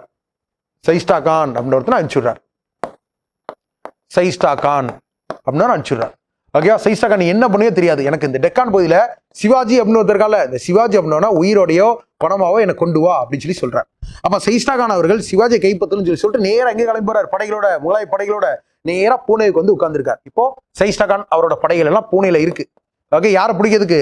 ஓகே, அந்த சிவாஜியும் அவங்களோட கூட்டாளிகளையும் பிடிக்கிறதுக்கு உட்கார்ந்துருக்காங்க. இப்போ ராத்திரி நேரம் நல்லா கட்சி எப்பவுமே மறைஞ்சிருந்து தாக்கக்கூடிய யுக்தி அப்படின்னா ஒரு எதிரி ஓகே அவன் யோசிக்க கூடாது, அந்த நேரத்தில் தாக்குறது தான் மறைஞ்சிருந்து தாக்கக்கூடிய யுக்தி அப்படின்னு சொல்லுவோம். அப்போ பூனே வந்து தங்கியிருக்காங்க, ஒரு இரவு நேரமா இருக்குது. மராத்தி சிவாஜி அப்படின்றவர் எப்படியாவது தாக்குதல் நடத்துன்னு நினைக்கிறாங்க. ஓகே, இப்போ பூனேலாம் ஃபார் எக்ஸாம்பிள் இப்படி இருக்குன்னு வச்சுக்கோங்களேன், டென்ட் போட்டு இப்படி தங்கியிருக்காங்கன்னு வச்சுக்கோங்களேன். ஓகே, இப்படி இருக்கு. ஓகேவா, ஒரு ரோடு அப்படின்றது இப்படி போகுது. இப்போ பூனே அப்படின்றதுக்குள்ள நுழையணும், சிவாஜியால் நுழைய முடியாது. ஏன்னா சிவாஜி தான் சொல்லி தெரிஞ்சுன்னா அங்கே இருக்கக்கூடிய வீரர்கள் ஈஸியாக கொண்டுருவாங்க. அப்போ சிவாஜி அப்படின்றவர் எப்படியா நுழையணும் பூனேக்குள்ள அப்படின்னு சொல்லி பார்த்துட்டு இருக்கும்போது இப்போ இரவு நேரத்தில் இப்படி தூங்கிட்டு இருக்காங்க. இங்கே சைஸ்டாகானி படைகள் அப்படின்னு தான் தூங்கிட்டு இருக்கு. டக்குன்னு பார்த்தா அங்கிருந்து ஒரு மேரேஜ் ஃபங்க்ஷன் மாதிரி ஓகே ட்ரம்ஸ் கிம்ஸ்லாம் அடிச்சுட்டு மாப்பிள்ளை பொண்ணெல்லாம் குதிரை வச்சு கூட்டிட்டு வந்துட்டு இருக்காங்க. இந்த கல்யாண ஊர்வலம் சொல்லி சொல்லுமா, அந்த மாதிரி ஒரு கல்யாண ஊர்வலம் அப்படிது வருது. ஒரு கல்யாண ஊர்வலம் அப்படிது வருது. ஓகேவா, இப்போ கல்யாணம் ஊர்வலம் அப்படிது வருது. ஊர்வலம் அப்படிது வருது. இப்போ நல்லா கவனிச்சு எத்தனை பேர் வராங்கன்னா அரௌண்ட் ஒரு 400 பேர் வராங்க. அரௌண்ட் ஒரு 400 பேர் வராங்க. டக்குன்னு இப்படி வந்துகிட்டே இருக்காங்க. இப்படி வந்துட்டு இருக்கும்போது இங்க கேட் இருக்குல்ல, இந்த கேட்டு பக்கத்துல வந்தோடனே டக்குன்னு என்ன பண்றாங்க, இந்த மாப்பிள்ளை கெட்டப்பு இந்த பொண்ணு கெட்டப்பு எல்லாத்தையும் கலைச்சி தூர எறிஞ்சிறாங்க. தூர எறிஞ்சிட்டு எல்லாம் ஈடுப்புல ஒரு சின்ன கத்தி வச்சிருப்பாங்க. கத்தி வச்சுட்டு அமைதியா அப்படியே உள்ள நுழையிறாங்க. எல்லாரும் தூங்கிட்டு இருக்காங்களே, தூங்குறவங்க கழுத்தெல்லாம் சரக்கு நிறுத்துறாங்க. அப்போ வந்த 4 பேருமே யாரு, வந்த 400 பேர் அப்படின்றதும் சிவாஜியும் அவர்களோட வீரர்களும். அப்ப சிவாஜி 400 வீரர்களோட பூனேக்குள்ள நுழையிறதுக்கு வழி தெரியாம இந்த மாதிரி ஒரு கல்யாண ஊர்வலம் போல் மராத்தி சிவாஜி பூனேவுக்குள் நுழைந்தார். 400 பேரோட போறாரு, தூக்கிட்டு கழுத்தை வெட்டுறாரு. ஒருத்தன் எந்திரிச்சு கத்திட்டான். டக்குன்னு ஒரு சண்டை உருவாகுது. அப்போ அந்த இடத்துல சண்டை போட்டானு. இப்போ சைஸ்டாகான் அங்கதான் இருக்கிறான். சைஸ்டாகானுக்கும் மராத்தி சிவாஜி கடையில ஒரு கத்தி சண்டை. ஓகே, எம்ஜிஆர் நம்பியார் மாதிரி ஒரு கத்தி சண்டை அப்படி நடக்குது. வளைச்சி மாத்தி சண்டை போடுறாங்க. இதுல ரொம்ப முக்கியமா மராத்தி சிவாஜி ஒரு மாவீரன், ஒரு மிகப்பெரும் ஒரு மாவீரன். சைஸ்டாகான்லாம் அவனுக்கு கால் தூசு தம்ம கிடையாது. அப்போ சிவாஜி என்ன பண்றாரு, தன்னோட கத்தியை வச்சு டக்குன்னு பண்ணிடுறாரு. கட்சி ஆக்சுவலா அப்படிதான் பிடிக்கணும், வாழை பிடிச்சா அப்படிதான் பிடிக்கணும். இந்த கட்டை விரல் அப்படின்றத வெட்டிடுறாரு. அப்போ கட்டை விரல் கீழே உழுது விட்டா வாழை அப்படின்றத ஸ்ட்ராங்காவே பிடிக்க முடியாது, சண்டையும் போட முடியாது. அப்போ சைஸ்டாகான் என்ன பண்றாரு, டக்குன்னு மாப்பிள்ள பாய் அப்படின்னு சொல்லிட்டு டக்குன்னு தான் குதிரையை தூக்கிட்டு எஸ்கேப் ஆயிடுறாரு. அப்ப 1660 1660 வருஷம் இந்த சைஸ்டாகான் அப்படின்ற கட்டை விரல் அப்படின்றத சிவாஜி அவர்கள் வெட்டி எடுத்துட்டார். சைஸ்டாகான் அந்த இடத்துல தப்பிச்சிட்டார். அதுக்கப்புறமா எவ்வளவு கஷ்டப்பட்டு பாக்குறார் சைஸ்டாகான். ஆனா 1663 1963 வருஷம் வருது. அவுரங்கசீப் ஒரு ஃபோன் பண்றார். ஓகே, மாப்பிள்ள நீ அவனை பிடிச்சிட்டியா, மாப்பிள்ள இன்னும் கூடிய சீக்கிரத்தில் பிடிச்சிருவேன், நீ பிடிக்கவே வேணா திரும்ப வந்துரு அப்படின்னு சொல்லிட்டு சைஸ்டாகான் was recalled by Aurangzeb. Okay, சைஸ்டாகான் அவர்களை ஓகேவா அவுரங்கசீப் அவர்கள் நீ வேணாம் ஒண்ணு பண்ண வேண்டாம் ஓகேவா திரும்ப வந்துரு அப்படின்னு சொல்லிட்டு திரும்ப கூப்பிட்டார். ஓகே, அவருக்கு நம்பிக்கை கிடையாது, இவர் பிடிக்க மாட்டான்னு சொல்லிட்டு. அடுத்தது 1664 1964 இப்ப சிவாஜி அப்படின்ற என்ன முடிவு பண்றாரு அப்படின்னா, நம்மளை அடிக்கிறதுக்கு ஒருத்தர் ஆரம்பிச்சிருக்கான். அதான் அவுரங்கசீப் அப்படின்னவன் சைஸ்டாகான் ஒருத்தரை நம்ம அடிக்கிறதுக்கு ஆரம்பிச்சிருக்கான். நம்ம அவனை சும்மா உள்ளமா ரமணா அப்படின்னு ஒரு படம் உண்டு, அந்த படத்துல இங்க அடிச்சா அங்க வலிக்கணும் அப்படின்னு ஒரு டயலாக் இருக்கும். அதை மாதிரி நம்ம ஒன்று பண்ணணும் அப்படின்னு சொல்லி சிவாஜி யோசிக்கிறார். அதான் அவுரங்கசீப்புக்கு ஏதாவது வழி தரமா நம்ம ஒன்று பண்ணணும் அப்படின்னு யோசிக்கிறார். அப்போ சிவாஜி என்ன பண்றாரு, சூரத் அப்படின்னு ஒரு பகுதி இருக்கு. சூரத் அப்படின்னு ஒரு பகுதி இருக்கு. இந்த சூரத் அப்படின்றது ஏன் ரொம்ப முக்கியம் அப்படின்னா, முகலாயர்களுக்கு பெரும் லாபம் தரக்கூடிய ஒரு துறைமுகமாக இருக்கக்கூடிய சூரத். ஓகே, அதாவது இப்போ பிரிட்டிஷ்காரன் வந்து போர்ச்சுகீஸ் வந்து எல்லாரும் அங்கே வணிகம் பண்ணி வச்சிருக்கான், எல்லாரும் ஃபேக்டரி கட்டி வச்சிருக்கான். அப்போ அங்கே வந்து நிறைய வருமானம் அப்படி வருது, நிறைய வெளிநாட்டு கப்பல்கள் வருது, அது மூலியமா வருமானம் வருது. அப்போ ரொம்ப பிஸியான ஒரு சிட்டியா சூரத் அப்படின்னு இருக்குது, அது மூலியமா பெரிய வருமானம் வந்துட்டு இருக்கு. இப்போ சிவாஜி என்ன பண்றா, இந்த சூரத் அப்படின்றத அடிச்சா கண்டிப்பா அவுரங்கசீப்புக்கு வலிக்கும் அப்படின்னு முடிவு பண்றான். அப்போ என்ன பண்றாரு சிவாஜி 1664 1964 ஒரு குரூப் 4 எக்ஸாம் கொஸ்டின் ஆக்சுவலா. அப்போ சிவாஜி அவர்கள் 1964 சூரத் அப்படின்ற பகுதியை தாக்குறாரு, கைப்பத்துல ஓகே கேப்சர் பண்ணல, போய் அடிச்சு நொறுக்கி போட்டு வந்துடுறான். அங்க இருக்கக்கூடிய பகுதியெல்லாம் சேதப்படுத்திட்டு சிவாஜி அட்டாக்டு சூரத். ஓகே, சிவாஜி சூரத்தை தாக்கினார். எந்த வருஷம் சிவாஜி சூரத்தை தாக்குதல் அப்படின்றது நடந்தது, தாக்குதல் நடந்தது 1664 வருஷம். ரொம்ப முக்கியமானது குரூப் 4 எக்ஸாம் கொஸ்டின், நோட் பண்ணிக்கோங்க. அடுத்தது இப்போ இதை கேள்விப்பட்ட அவுரங்கசீப்புக்கு ஓகே நெஞ்சு வலிக்குது, இவன் சும்மா விடக்கூடாது அப்படின்னு நினைக்குது. அப்ப என்ன பண்றாரு அப்படின்னா, இப்போ அவுரங்கசீப் அப்படின்னவர் இந்த சிவாஜி அப்படின்னு கைப்பற்றுறதுக்கு ஒரு மாவீரன் அனுப்பிச்சுடுவோம்னு சொல்லிட்டு ராஜா ஜெய்சிங் அப்படின்னு ஒருத்தர் அனுப்பிச்சுடுறார். ஒரு பெரும் படையுடன் ராஜா ஜெய்சிங் அப்படின்னு அனுப்பப்படுறார். ராஜா ஜெய்சிங் அப்படின்னு ஒரு ராஜபுத்திர ஆக்சுவலா. ஸோ ராஜா ஜெய்சிங் அப்படின்னு ஒரு பெரிய படையோட யார் கைப்பற்றிருக்கு போறார், சிவாஜி அப்படின்னு கைப்பற்றிருக்கு போறார். ஓகே, ரொம்ப முக்கியமா இப்போ ஃபார் எக்ஸாம்பிள் இப்படிதான் மலை இருக்குன்னு வச்சுக்கோங்களேன். ஒரு எக்ஸாம்பிளுக்கு இதான் மலை இருக்குன்னு வச்சுக்கோங்களேன், இங்கெல்லாம் சிவாஜியோட மக்கள் வாழ்றாங்கன்னு வச்சுக்கோங்களேன். ராஜா ஜெய்சிங் பெரிய படையோட போயிருக்கார், அதுவும் பீரங்கெல்லாம் கொண்டு போயிருப்பாரா. இந்த மலையை சுத்தி பீரங்கி நிப்பாட்டி ஒரு அறிவிப்பு கொடுக்குறாரு. ஓகேவா, சிவாஜி ஒழுங்கா வந்து சரணடைஞ்சிரு ஓகேவா, இல்லாட்டி அங்க நீங்க வாழக்கூடிய உங்க மக்கள்ல உங்க மலை முதற்கொண்டு நாங்க அதை அடிச்சு தரமாட்டமாக்கிறோம் அப்படின்னு சொல்லிட்டு ஒரு மிரட்டல் கொடுத்துறாரு. ஏன்னா அவங்க வாழக்கூடியது ரொம்ப குறைவான மக்கள் தான், அதனாலதான் மறைஞ்சிருந்தாக்கூடிய யுக்தி. இப்போ ராஜா ஜெய்சிங் பெரிய படையோட இருந்திருக்காரு, ஒண்ணுமே பண்ண முடியாது சிவாஜியை. அப்போ ராஜா ஜெய்சிங் அப்படின்னு ஒரு படையெடுத்து வந்து இந்த சிவாஜி அப்படின்னு தோக்கடிக்கிறார். அப்ப சிவாஜி சரண்டர். சிவாஜி யார்கிட்ட சரண்டைறார், சிவாஜி ராஜா ஜெய்சிங்கிடம் சரணடைந்தார். ஓகேவா. அப்போ சிவாஜி என்ன ஆயிட்டாரு, ஓகேவா, மாப்பிள்ளை என்ன மன்னிச்சுக்க, நான் தோத்துக்கிறேன், என் தோல்வி ஒத்துக்கிறேன் அப்படின்னு சொல்லிட்டு ராஜா ஜெய்சிங் அவர்கள்ட்ட தன்னோட சரணடைஞ்சார். யார்கிட்ட? ராஜா ஜெய்சிங்கிட்ட. இப்போ ரொம்ப முக்கியமா வழக்கமா அந்த போர்கள் அப்படிதெல்லாம் இல்லாட்டி இந்த மாதிரி சண்டைகள்லாம் முடிச்சா ஒரு உடன்படிக்கை அப்படின்னு போடுவாங்க. அப்போ இந்த மாதிரி சிவாஜி அவர்களுக்கும் நல்லா கவனிச்சவங்க 1665 ஜூன் மாசம் 11ஆம் தேதி, இந்த தேதி அண்ட் வருஷம் ரொம்ப ரொம்ப ரொம்ப முக்கியமான வருஷம், நோட் பண்ணி வச்சுக்கோங்க. ஏன் அப்படின்னா இங்கதான் நமக்கு ட்ரீட்டி ஆஃப் புரந்தர் அப்படின்னு பார்க்க வேண்டியிருக்கு. டிஎன்பிசில சிவாஜி கான்செப்ட்ல இருந்து மராத்தாஸ் கான்செப்ட்ல இருந்து அதிகமா கேட்டது இதை மட்டும்தான். புரந்தர் உடன்படிக்கை அப்படின்னு ஒரு டாபிக். புரந்தர் உடன்படிக்கை அப்படின்னு ஒரு டாபிக். இந்த புரந்தர் உடன்படிக்கை அப்படின்றது ஏன் ரொம்ப முக்கியமானது அப்படின்னு சொல்லி பார்க்கும்போது யாருக்கு யாருக்கு இடையில போடப்பட்டிருக்கும் இப்பதான் பார்த்தோம். யார் யார்கிட்ட சரணடைஞ்சிருக்கா? சிவாஜி அவர்கள் ஜெய்சிங் சரணடைஞ்சிருக்கார். அப்ப நமக்கு இது பிட்வீன் சிவாஜி, ஓகேவா, அண்ட் ராஜா ஜெய்சிங். ராஜா ஜெய்சிங் அவர்களுக்கும் சிவாஜி அவர்களுக்கும் இடையில் நடைபெற்றது ராஜா ஜெய்சிங் புரந்தர் உடன்படிக்கை. ஏன் சார் புரந்தர் உடன்படிக்கை அப்படின்னு சொல்லி சொல்றாங்கன்னா, புரந்தர்ன்ற கோட்டையில் வச்சு போட்டிருக்காங்க, அதனால புரந்தர் உடன்படிக்கை. இப்போ நான் ரொம்ப முக்கியமானது ஒரு 8 கான்செப்ட் இருக்கு அப்படின்னு சொல்லி சொன்னா, சிவனேரி பார்த்துட்டோம், அப்புறம் என்ன இருக்கு, புரந்தர் அப்படின்னு பார்த்துட்டோம், ராய்கட் பார்க்க வேண்டி இருக்கு, அது போக பிஜுபூர் சுல்தான் ஏன் பிரச்சனை அப்படின்னு பார்த்துட்டோம், அப்சல் கான் அப்படின்னு ஏன் முக்கியம்னு பார்த்துட்டோம், அவுரங்கசீபுக்கு என்ன பிரச்சனை, சைஸ்டா கானுக்கு என்ன பிரச்சனை, ராஜா ஜெய்சிங் என்ன, எல்லாமே பார்த்துட்டோம். ஓகே, அப்போ ராய்கட் மட்டும் தான் பார்க்க வேண்டியிருக்கு. இப்போ புரிஞ்சாலா இருக்கும். ஓகே, ஏன் அதெல்லாம் சொல்றேன்னு சொல்லிட்டு ராஜா ஜெய்சிங் அப்படின்னு இப்போ இடையில சிவாஜிக்கு இடையில உடன்படிக்கை அப்படின்னு போடப்படுது. இப்போ உடன்படிக்கை அப்படி இல்லை, ஜெயிச்சவன் என்ன சொன்னாலும் தோத்தவன் கேட்டுதான், ஒரு வழி கிடையாது. ராஜா ஜெய்சிங் கேட்கிறார், சிவாஜியோட எத்தனை கோட்டைகள் இருக்கு மொத்தமா அப்படின்னு கேட்கிறார்.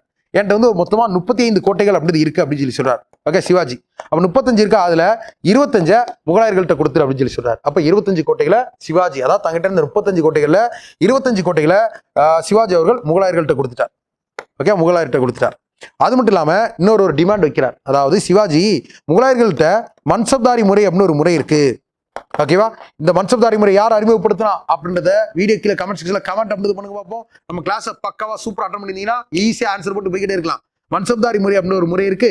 இந்த மன்சப்தாரி முறையில சிவாஜி ஆகிய நீ வந்து வேலை பார்க்கணும், அதாவது முகலாயர்களுக்கு நீ வேலை பார்க்கணும் அப்படின்னு சொல்லி சொன்னாங்க.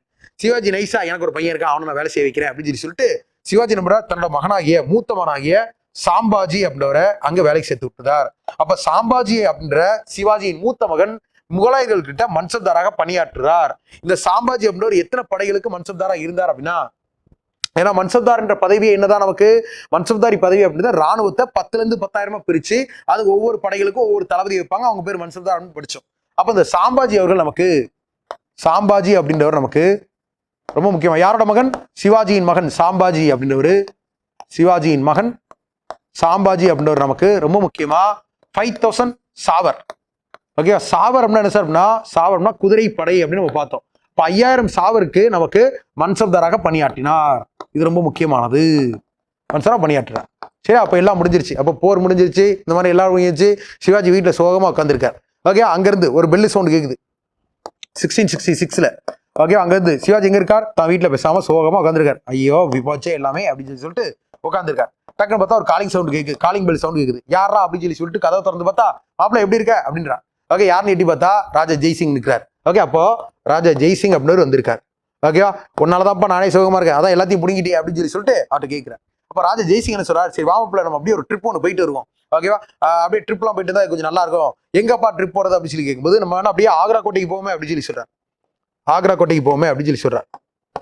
ஓகேவா, ஆக்ரா கோட்டை அப்படின்னு யார் இருக்கா, அவுரங்கசீப் உட்காந்துருக்காரு. அப்ப சிவாஜி சொல்றார், வேணாம்ப்பா, எனக்கு அவனுக்கு சும்மாவே ஆகாது, எங்க 2 பேருக்கு யாருனே வந்து வாக்கிய தகராறு இருக்கு, நீ வேற கூட்டு போய் ஏதாவது வம்பளுத்து விட்றாது அப்படின்னு சொல்லி சொல்றாரு. ஆனா வாமாப்ல அப்படின்னு சொல்லிட்டு இந்த சிவாஜி அவர்களும் ராஜா ஜெய்சிங் அப்படின்னு 1966 வருஷம் நேரா ஆக்ராவுக்கு போறாங்க. ஆனா ஆக்ராவுக்கு போன இடத்துல அவுரங்கசீப் உட்கார்ந்துருக்காரா, அவுரங்கசீப்புக்கு சிவாஜி பிடிக்குமா, பிடிக்காது. ஏன்னா அவரோட இடத்துல அவன் பிடிச்சி வச்சிருக்கான். அப்போ அவுரங்கசீப் அவர்கள் சரியா மரியாதை கொடுக்க மாட்டாங்க. யாருக்கு, சிவாஜிக்கு. ஓகே, இவன்லாம் ஒரு ஆளா அப்படின்ற மாதிரி சொல்லிடுறாரு. சிவாஜி ஒரு மாவீரன். ஓகேவா, எப்படி பார்த்தாலும் அவனுக்கு உள்ளுக்குள்ள ஒரு ஈகோ அப்படின்னு இருக்கும். டக்குன்னு வாழத்திட்டு வாடா சண்டைக்கு அப்படின்னு சொல்லிட்டு நின்றுதான். நம்ம புதுப்பேட்டை தனுஷ் மாதிரி நின்றுதார் டக்குன்னு. ஓகேவா, ஏன்டா நீ வந்திருக்குது ஏன் ஊர்ரா, இது முத்துப்பாண்டி கோட்டடி அப்படின்ற மாதிரி இந்த அவுரங்கசீப் டக்குன்னு அங்க இருக்கக்கூடிய வீரர்கள்லாம் கூப்பிட்டு சிவாஜி அரெஸ்ட் பண்ணுங்க, தூக்கி ஜெயில போடுங்க அப்படின்னு சொல்லிடுறாரு. அப்போ ஆக்ராவுக்கு போன இடத்துல, அதாவது ராஜா ஜெய்சிங்கை நம்பி சிவாஜி போனாரா, உன்னை நம்பி வந்ததுக்கு உன்னால என்ன பண்ண முடியுமோ அதை நீ பண்ணிட்ட அப்படின்ற மாதிரி அவர் மறைச்சிட்டு, சரி அப்ப சிவாஜி அப்படின்னு அங்க கைது செய்யப்பட்டார். அப்ப Shivaji was imprisoned. Shivaji was imprisoned. அப்ப சிவாஜி அங்க சிறையில் அடைக்கப்பட்டார். யாரால, அவுரங்கசீப்பால சிவாஜி அப்படின்ற அங்க சிறையில் அடைக்கப்படுறார். இப்ப சிவாஜி அப்படின்ற இந்த சிறையில இருந்து எப்படி எஸ்கேப் ஆனார் அப்படின்றதுக்கு ஒரு கதை கொடுத்துருப்பாங்க பாரு, எப்படி தப்பித்தார் அப்படின்னு சொல்லிட்டு. இப்போ உங்களுக்கு ஆக்சுவலா மராத்தாஸ்ல நான் பெருசா குட்டி ஸ்டோரியே சொல்ல நினைக்கிறேன். வழக்கமா நிறைய குட்டி ஸ்டோரி சொல்லுவேன். இதுல நான் உங்களுக்கு ஒரு குட்டி ஸ்டோரி ஒன்று சொல்றேன். எப்படி தப்பிச்சா அப்படின்னா, by hidden in a fruit basket. By hidden in a fruit basket தான் குட்டி ஸ்டோரியே. ஓகே, அதாவது ஃப்ரூட் பேஸ்கெட்டா, ஃப்ரூட் பேஸ்கெட்னா பழக்கூடல அப்படின்னா பழக்கூடைக்குள் ஒளிந்து தப்பித்தார். பழக்கூடைக்குள் ஒளிந்து தப்பித்தார். பழக்கூடைக்குள் ஒளிந்து தப்பித்தார் சிவாஜி. ஓகேவா, நல்லா கவனிச்சோங்களேன். இப்போ ஃபார் எக்ஸாம்பிள் எனக்கெல்லாம் தெரிஞ்ச பழக்கூடை இவ்வளோ பெருசில் இவ்வளோ இதில் இருக்கும் ஆக்சுவலாக. ஓகேவா, இல்லாட்டி 1-2 பெரிய பெரிய மார்க்கெட்லாம் வந்து பார்த்தீங்கன்னா கொஞ்சம் இந்த என்னோட செஸ்ட் அளவுக்கு இருக்கு ஆக்சுவலாக. இந்த அளவுக்கு தான் நான் பார்த்துருக்கேன். இப்போ சிவாஜி அப்படின்னு பார்க்கும்போது இப்போ மராத்தியர்களுக்கு ஜென்ரலாகவே அவங்க வந்து ஒரு 6 அடி உயரம் இருக்கக்கூடியவங்க. ஓகே, அவங்களோட ஜீனி அப்படிதான். ரெண்டாவது, சிவாஜி வந்து ஒரு 6 அடி உயரம் இருக்கிறாரு, ஆளு கொஞ்சம் பல்காலாம் இருப்பாரு. அவர் உட்கார்ற அளவுக்கு ஒரு பெரிய பழக்கூடம் இருந்துச்சா எனக்கு தெரியல. ஓகே, அது மட்டும் இல்லாம ஜெயில் கம்பியில இருந்துருமே, ஜெயில் கம்பியை தாண்டி எப்படி வந்தாரு? இந்த ஒரு படத்துல தலைவன் வடிவில் உட்காந்து இந்த ஜெயில் கம்பியெல்லாம் உருட்டி எடுத்துட்டு அது மூலியமா தப்பாரு, அந்த மாதிரி வந்தாரா என்ன நமக்கு தெரியல. ஓகே, அதெல்லாம் நமக்கு வரலாறுலாம் கொடுக்கப்படல ஆக்சுவலா. ஜெயிலிருந்து தப்பிச்சாரு. ஜெயிலிருந்து தப்பிச்சு வந்து நேரா எப்படி தப்பிச்சாரு? பழக்கூடக்குள் ஒளிந்து தப்பித்தார். அப்படின்னா பழக்கூடக்குள் ஒளிந்து தப்பித்தார்னா இப்போ வந்து அவரு அந்த பழக்கூடக்குள்ள உட்காந்து அந்த பழக்கூட தாங்காதா அதெல்லாம் எனக்கு தெரியல. அப்புறம் இவர் அந்த பழத்தை எல்லாத்தையும் எடுத்து வெளியே வச்சுட்டு அவர் உள்ள உட்காந்துருக்கணும். அப்புறம் பழத்தை எல்லாத்தையும் மேலேயே வச்சு மறைச்சிருக்கணும். அப்புறம் வந்து அவரே தூக்கிட்டு போய் அதை வந்து ஏதாவது ஒரு வண்டியிலே எங்கேயோ வச்சிருக்கணும். அப்புறம் அதை வெளியே கொண்டு போய் வச்சிருக்கணும். இந்த மாதிரி தப்பிச்சிருக்கலாம் அப்படின்னு சொல்லி கொடுத்துருக்காங்க. இது உண்மையா பொய்யா அப்படின்னா எனக்கு தெரியல. நல்லா கழிச்சு நான் கதை முதலே சொல்லிடுவேன், டிஸ்க்ளைமர் முதலே போட்டுருவேன். நான் கூடவே பார்த்தது கிடையாது, வரலாறுகளை தான் கொடுத்துருக்காங்க. இப்போ நம்ம எவ்வளோ கதை பார்த்தோம். ஹுமாயூன் அப்படின்னு ஒரு உயிர் வந்த கதை பார்த்தோம், அக்பர் வயிறுல இருந்து கதை பார்த்தோம், வயிற்றுக்குள்ள இருந்து ஒரு கதை பார்த்தோம். அந்த மாதிரி நிறைய கதைகளை பார்த்துருக்கோம். இதெல்லாம் வந்து ஆரம்பத்தில் நானும் நம்மளதான் டிஎன்பிசியில் பாஸ் பண்ணி விடுவேன்ட்டாங்களா, அதனால நான் நம்ப ஆரம்பிச்சிட்டேன். அது மாதிரி நீங்களும் நம்ப ஆரம்பிங்க, நல்லா இருக்கும் ஆக்சுவலா. ஸோ இப்போ சிவாஜி அப்படின்றது எப்படி தப்பிக்கிறார்? பழக்கூடைக்குள் ஒளிந்து தப்பித்தார் அப்படின்றது நமக்கு ரொம்ப ரொம்ப ரொம்ப முக்கியமான விஷயம். சரியா? ஸோ சிவாஜி அப்படின்னு தப்பிச்சு வரார். தப்பிச்சு வந்து 1670 1970 காலகட்டத்தில் தான் வீட்டில் உட்காந்துருக்காரு தன்னோட இடத்துல. சிவாஜிக்கு ஒரு பெரும் கோபம். என்ன கோபம்? ஓகே, இந்த மாதிரி நம்மளை பண்ணா, ஓகே, இந்த மாதிரி நம்ம வந்து கஷ்டப்பட்டு பழக்கூடைகளை ஒளிஞ்சு தப்பிச்சு நம்ம வந்திருக்கோம். நம்ம ஒரு மாவீரன், நமக்கு இப்படி அவமானப்படுத்திருக்கானே, நம்ம சும்மா விடக்கூடாது. யார? இந்த அவுரங்கசீப்பை சும்மா விடக்கூடாது அப்படின்னு சொல்லி முடிவு பண்றாரு. அப்ப என்ன பண்றாரு? கண்டிப்பா இவனுக்கு வலிக்கிறமா நம்ம ஏதோ ஒன்று பண்ண அப்படின்னு சொல்லிட்டு Shivaji again attacked Surat. Shivaji again attacked Surat. Okay, Shivaji என்ன பண்றாரு? மறுபடியும் சூரத் அப்படின்றத தாக்குறார். இப்போ தாக்குனது மட்டும் இல்லாம Shivaji captured Surat. Okay, capture ஆனது கைப்பற்றினார். ஓகே, எந்த பகுதியை? சிவாஜி. ஓகே, இப்போ வழக்கமா இப்போ நமக்கு கொடி அப்படின்றதெல்லாம் பறக்கும். கொடி பறக்குதா அப்படின்ற மாதிரி கொடி பறக்கும். எதுக்கு? இப்போ இந்திய பாராளுமன்றத்தில் இந்திய தேசிய கொடி பறக்குது. ஏன்? அப்ப இந்திய நிலப்பரப்பை இந்தியர்கள் ஆட்சி செய்யறாங்க அப்படின்றதுக்கு அது அடையாளம். அப்ப யாரோட கொடி பறக்குதோ அவங்க தான் ஆட்சி செய்யறாங்க அப்படின்னு அர்த்தம். அப்ப சூரத்துல முகலாய கொடி பறந்துட்டு இருக்கு. சிவாஜி என்ன பண்றா? அப்போ நேரா உள்ள இறங்குறான், அடிச்சு நொறுக்கிட்டு அங்கே முகலாய கொடியெல்லாம் தூக்கி தூர எரிஞ்சிட்டு மராத்திய கொடியை நட்டு வச்சுட்டான். அப்போ சூரத் அப்படின்றது யாரால கைப்பற்றப்படுது? 1670 1270 வருஷம் சூரத் அப்படிது மராத்திய சிவாஜியால் கைப்பற்றப்படுது. இப்ப 1661 சிவாஜி சூரத் தாக்க மட்டும் தான் செஞ்சார், ஆனா 70 கைப்பற்றினார். இதுதான் வித்தியாசம், நோட் பண்ணிக்கோங்க. அடுத்தது 1672 1672 வருஷம் 1672ல சிவாஜி என்ன பண்றாரு? இப்ப சூரத் அப்படின்றது யார்கிட்ட இருக்கு? சிவாஜி கிட்ட தான் இருக்கு. அப்ப அந்த சூரத் ஊர் மேல ஒரு வரியை சுமத்துறார், ஒரு டாக்ஸ் வந்து சுமத்துறார். அந்த டாக்ஸோட பேர் என்ன அப்படின்னா சவுத் அப்படின்னு டாக்ஸ். ஓகே, சவுத் அப்படின்னு ஒரு வரி. சவுத் வரினா என்ன வரின்னு சொல்லிட்டு நிர்வாகம் பார்க்கும்போது நான் சொல்றேன் உங்களுக்கு, சரியா?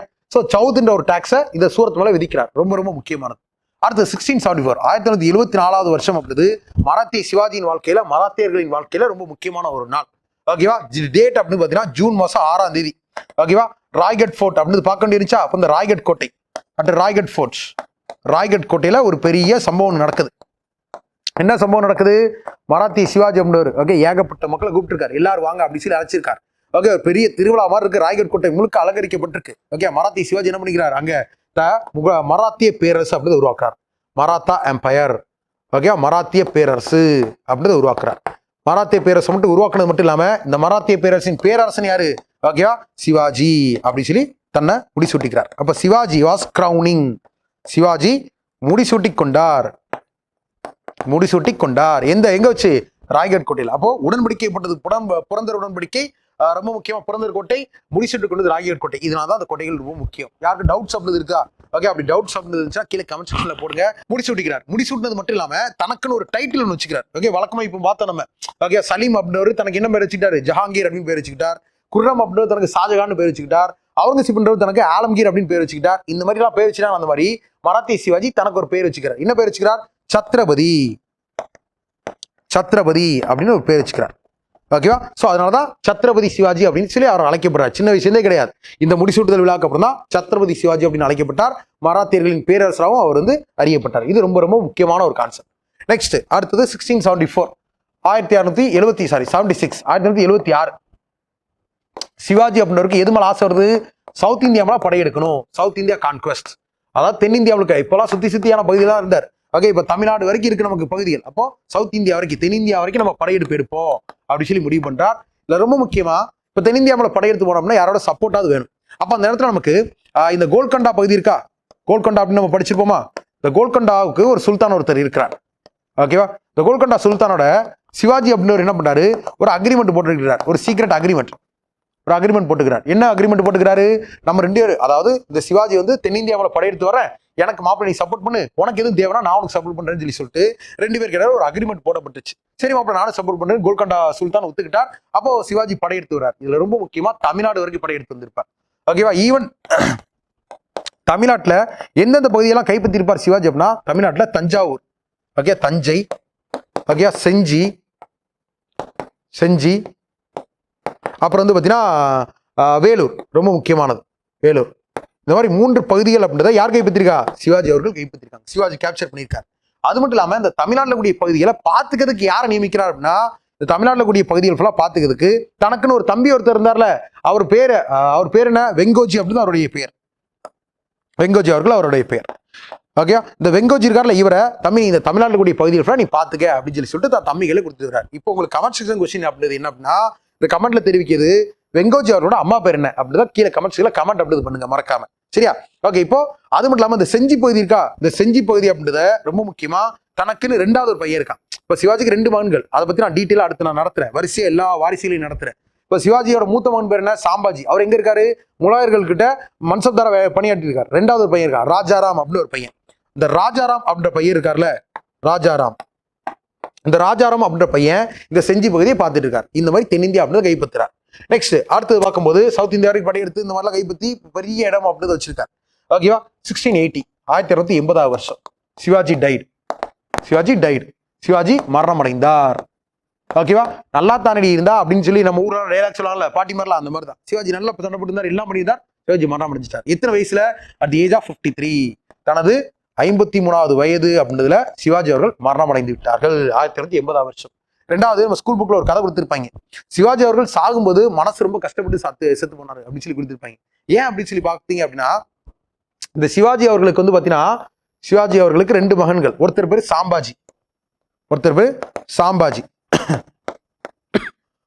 சாம்பாஜி, ஓகேவா? இன்னொருத்தர் பேர் என்ன? ராஜாராம். இப்பதான் பார்த்தோம் நம்ம. ராஜாராம் அப்படின்னு எங்க இருக்காரு? ராஜாராம் அப்படின்னு நம்ம தமிழ்நாட்டுல நம்ம இந்த செஞ்சி பகுதியை பார்த்துட்டு இருக்காரு. ஓகே, சாம்பாஜி எங்க இருக்காரு? முகலாயர்கள்கிட்ட நமக்கு மன்சப்தாரா பணியாட்டி இருக்காரு. இப்போ நம்ம செத்து போயிட்டோம் அப்படின்னா தனக்கடுத்து யார் ஆட்சிக்கு வருவா? மூத்த பையன் தான் ஆட்சிக்கு வருவா. மூத்த பையன் யாரு? சாம்பாஜி தான் மூத்த பையன். அப்ப இவர் தான் ஆட்சிக்கு வரணும். அப்போ இந்த சாம்பாஜி அவர்களை கூப்பிட்டு, உடம்பு சரியில்லாம இருக்கும்போது சிவாஜி கூப்பிட்டு, தம்பி நீ என்ன பண்ற? இந்த முகலாயர்களை நம்புற, முகல்ஸை நம்புறல்ல, ஓகேவா? அவங்களை தயவு செஞ்சு நம்பாத, அவங்க என்னைக்கா இருந்தாலும் விஷத்தை தான் கக்குவாங்க, நம்பாதன்னு சொல்லி சொல்றாரு. ஏன் நம்பாதன்னு சொல்லி சொல்றாரு அப்படின்னா, இந்த சாம்பாஜியும் இப்போ அவுரங்கசீப் அப்படின்னு ஒரு கான்செப்டை நம்ம எடுத்து பார்த்தோம் வச்சோங்களேன். ஓகே, அவுரங்கசீப் வீடியோ தெளிவாக பார்த்தீங்கன்னா உங்களுக்கு புரியும். அவுரங்கசீப்புக்கு ஒரு பையன் இருந்தா, அக்பர் அப்படின்னு ஒரு பையன் அப்படின்னு சொல்லி பார்த்தோம் நம்ம. இந்த அக்பர் அப்படின்ற அவுரங்கசீப்பின் மகன், ஆகே அவுரங்கசீப் நீ போ அப்படின்னு சொல்லி அடிச்சு பத்தினால அந்த பையனும் இந்த சாம்பாஜியும் பயங்கர க்ளோஸ் ஃப்ரெண்ட்ஸ் ஆக்சுவலா. ஓகே, இப்போ அவுரங்கசீப், ஈவன் அவுரங்கசீப் எடுத்துக்கோங்களேன். அவுரங்கசீப் அப்படின்ற ஒரு பிற்காலத்துல டெக்கான் பாலிசி, தக்கான கொள்கையை உருவாக்கியிருப்பார். தனது மகன் அக்பரின் அதிகாரத்தை குறைக்கணும், மராத்திய அதிகாரத்தை குறைக்கணும் அப்படின்னு சொல்லி தான் உருவாக்கி இருப்பார். இதுல ரொம்ப முக்கியமா இந்த சாம்பாஜி அப்படின்றவரை தன்னோட அப்பா சிவாஜி கூப்பிட்டு அந்த முகலாயர்களை நம்பாதப்பா அப்படின்னு சொல்லி சொல்றாரு. ஆனா அவன் என்ன எவ்வளவு பெரிய இடத்துல வச்சுக்கான், 5000 குதிரை படைக்கிறான், வந்து இதா இருக்கா, மன்சப்தாரா இருக்கா, அந்த மாதிரி பெருமையா முகலாயர்களை தான் சொல்றானே தவிர அப்பா சொல்றதை கேட்க மாட்டேங்கிறான். ஓகேவா? அப்புறம் 1680 அந்த சிவாஜி அப்படின்னு தான் பையன் நான் சொல்ற கேட்க மாட்டேங்கிறேன் அப்படின்னு மனசு வருத்தத்திலேயே 53 வயசுல 1680 சிவாஜி அவர்கள் மரணம் அடைஞ்சிருக்காங்க. இது கான்செப்ட். சரி, அப்ப சிவாஜி அப்படின்ற பிறப்புல இருந்து இறப்பு வரைக்கும் நம்ம இயர் வைஸா முக்கியமான போர்கள், முக்கியமான பிரச்சனைகள் அப்படின்னு எல்லாத்தையும் பார்த்திருக்கோம். யாருக்கு டவுட்ஸ் அப்படின்றது எதுவும் இருக்குதா? நெக்ஸ்ட், இவருக்கு அடுத்து வரக்கூடிய சக்சஸஸ் அப்படின்றத நம்ம வந்து பார்க்க வேண்டியிருக்கு. அதாவது இவருக்கு அடுத்து யார் வெற்றியாளர்களா வந்தாங்க, ஓகேவா? இது வரைக்கும் அந்த மாதிரி ஒரு ஃப்ளோ சார்ட் அப்படின்றது யாரும் போடுவாங்களான்னு தெரியல. இதுக்கப்புறம் யார் போட போறாங்கன்னு தெரியல. இந்த சிவாஜியோட வாழ்க்கை வரலாறுல இருக்கக்கூடிய இவருக்கு சக்சஸரா வரக்கூடிய அந்த ஃப்ளோ சார்ட் அப்படின்றது வந்து ஸ்கூல் புக் எடுத்து படிச்சோம் அப்படின்னா நல்ல ஒரு 10 இடியாப்பத்தை வந்து கையில பிச்சு கொடுத்து இது ஒண்ணு சேர அப்படின்ற மாதிரி கொலன்ட்டு ரொம்ப குழப்பமா இருக்கும் ஆக்சுவலா. அதுவே நான் ஒரு ஃப்ளோ சார்ட்டா போடுறேன், முடிஞ்ச அளவுக்கு புரியுற மாதிரி போடுறேன், நல்லா கவனிச்சு. இப்போ சிவாஜியோட சக்சஸ், அதாவது சிவாஜி இறந்து விட்டார், அவருக்கு அடுத்து யார் ஆட்சிக்கு வராங்க அப்படின்றத பார்ப்போம். இந்த சைட்ல இருந்து எழுதுவோம், ஒரு ஃப்ளோவா எழுதுவோம். ஓகேவா? ஸோ இப்போ மராத்திய எம்பையர், மராத்திய பேரரசு அப்படின்னு போட்டுக்கோங்க. மராத்திய பேரரசு. இதுக்கு அரசர்களா யாரெல்லாம் வந்தா அப்படின்னா வாரிசா அப்படின்னா வரக்கூடியவங்க தான் பார்க்க போறோம். சக்சஸ் ஃபர்ஸ்ட் யார் வரா? ஃபர்ஸ்ட் நமக்கு சிவாஜி அவர்கள் வராங்க. ஃபர்ஸ்ட் யார் வந்தா? சிவாஜி அவர்கள். ஓகே, சிவாஜியோட அப்பா ஷாஜி வந்து அரசரா இருந்தாரா? கிடையாது, அவரு ஜாகிர்தாரா தான் இருந்தார். அப்ப அரசரா வந்தவர் சிவாஜி அவர்கள் தான். அப்ப சிவாஜி தான் முதல்ல ஆட்சிக்கு வரா. ரெண்டாவது, சிவாஜிக்கு அடுத்து யார் ஆட்சிக்கு வரா? சிவாஜிக்கு எத்தனை மகன்கள்? 2 மகன்கள். ஒருத்தர் பேர் என்ன? சாம்பாஜி. ஓகே, சாம்பாஜி அப்படின்றது ஒரு பையன் பேரு. இன்னொரு பையன் பேர் என்ன? இன்னொரு பையன் பேரு ராஜாராம். ஓகேவா, ராஜாராம். சரி, அப்ப சிவாஜிக்கு அடுத்து யார் ரெண்டாவது ஆட்சிக்கு வரா? சிவாஜி 1680 இறந்ததுக்கு அப்புறம் சாம்பாஜி அவர்கள் நமக்கு ஆட்சிக்கு வராங்க. இப்போ சாம்பாஜியோட நிலைமை என்ன சார்? சாம்பாஜிக்கு அடுத்து ராஜாராம் 3ஆவதா ராஜாராம் ஆட்சிக்கு வருவார். சாம்பாஜிக்கு என்ன சார் ஆச்சு? முதல்ல அதை சொல்லுங்க அப்படின்னு இருக்குல்ல, நல்லா சொல்றேன் கவனிச்சுக்கோங்க. இப்போ சாம்பாஜி அப்படின்னு ஒரு ஆட்சிக்கு வந்துடுறார். ஓகே, சத்ரபதி சாம்பாஜின்னு தான் பேர் வச்சுட்டு ஆட்சிக்கு வந்துடுறார். எந்த வருஷம்? 1680 ஆஃப்டர் சிவாஜி. சிவாஜியின் வெற்றியாளர் ஆட்சிக்கு வந்துடுறார். இப்போ 1689 1989 இந்த காலகட்டத்தில் நமக்கு அவுரங்கசீப் டெக்கான் பாலிசி அப்படி வச்சிருக்கார். தக்கான கொள்கை எப்படி வச்சிருக்காரு? யாரு? அவுரங்கசீப். தக்கான கொள்கையில கான்செப்ட் என்னதான்? ஒண்ணு தான் பையன், ஓகேவா, அதாவது இளவரசர் அக்பர் அப்படின்ற அதிகாரத்தை குறைக்கணும், அப்புறம் மராத்தியர்களின் அதிகாரத்தை குறைக்கணும். இப்போ அக்பர் அவுரங்கசீப் பிளான் போற என்ன போறாரு? இது ரெண்டுத்துக்கு ஒரே கான்செப்ட் தான் இருக்கு. மராத்திய அரசரை கொண்டுட்டா இது ரெண்டுமே வந்து ஈஸியா முடிஞ்சிடும். ஏன்னா இந்த சாம்பாஜி அப்படின்ற யாரோட க்ளோஸ் ஃப்ரெண்டு? அக்பர். ஓகேவா, அக்பர் யாருக்கு வந்து இப்போ பிரச்சனையா இருக்காரு? அவுரங்கசீப்புக்கு பிரச்சனையா இருக்காரு. ஏன்னா அவரோட பையன் தான். அப்போ இவனை போட்டு தரலாம்னா இவனுக்கு சப்போர்ட் அப்படின்றது இவனுக்கு வந்துட்டு இருக்கு, சப்போர்ட்டும் கிடைக்காது, இவன் சிம்பிள் ஆயிரும். அப்போ இவனி நமக்கு வந்து ஈஸியா அடிச்சிடலாம். அப்போ மராத்தியர்களை போட்டதுல முதல் பிளான் அப்படின்னு சொல்லிட்டு 1689 1989 அவுரங்கசீப் அப்படின்ற என்ன பண்ணாரு? He guild. ஓகே, யார் கொலை பண்றாரு? He killed Sambhaji. ஓகே, சாம்பாஜியை கொன்றார் 1689. அப்ப 1689 வருஷம் சாம்பாஜி அவர்கள் அவுரங்கசீப்பால் கொல்லப்படுறார். இதுக்குதான் அவங்க அப்பா சொன்னார், தலைவாட அடிச்சிட்டு இருந்தார். ஓகே, கேட்டுக்கணும்ல, கேட்கல, அதான் பிரச்சனை. சாம்பாஜி கொல்லப்படுறார். அப்போ சாம்பாஜி அப்படின்ற இறந்ததுக்கு அப்புறம் ரொம்ப முக்கியமா சாம்பாஜிக்கு அப்ப பையன்லாம் கிடையாது சார் அப்படின்னா ஷாகு அப்படின்னு ஒரு பையன் இருந்தான்ப்பா. ஷாகு அப்படின்னு ஒரு பையன் தான். இது ரொம்ப ரொம்ப முக்கியமானது. ஷாகுன்னு ஒரு பையன் தான். இந்த ஷாகுன்ற பையனை அவுரங்கசீப்துக்கு என்ன பண்ணார்? ஜெயில வச்சிட்டார். அப்போ சாம்பாஜி அப்படின்ற அங்க கொல்லப்படுறாரு.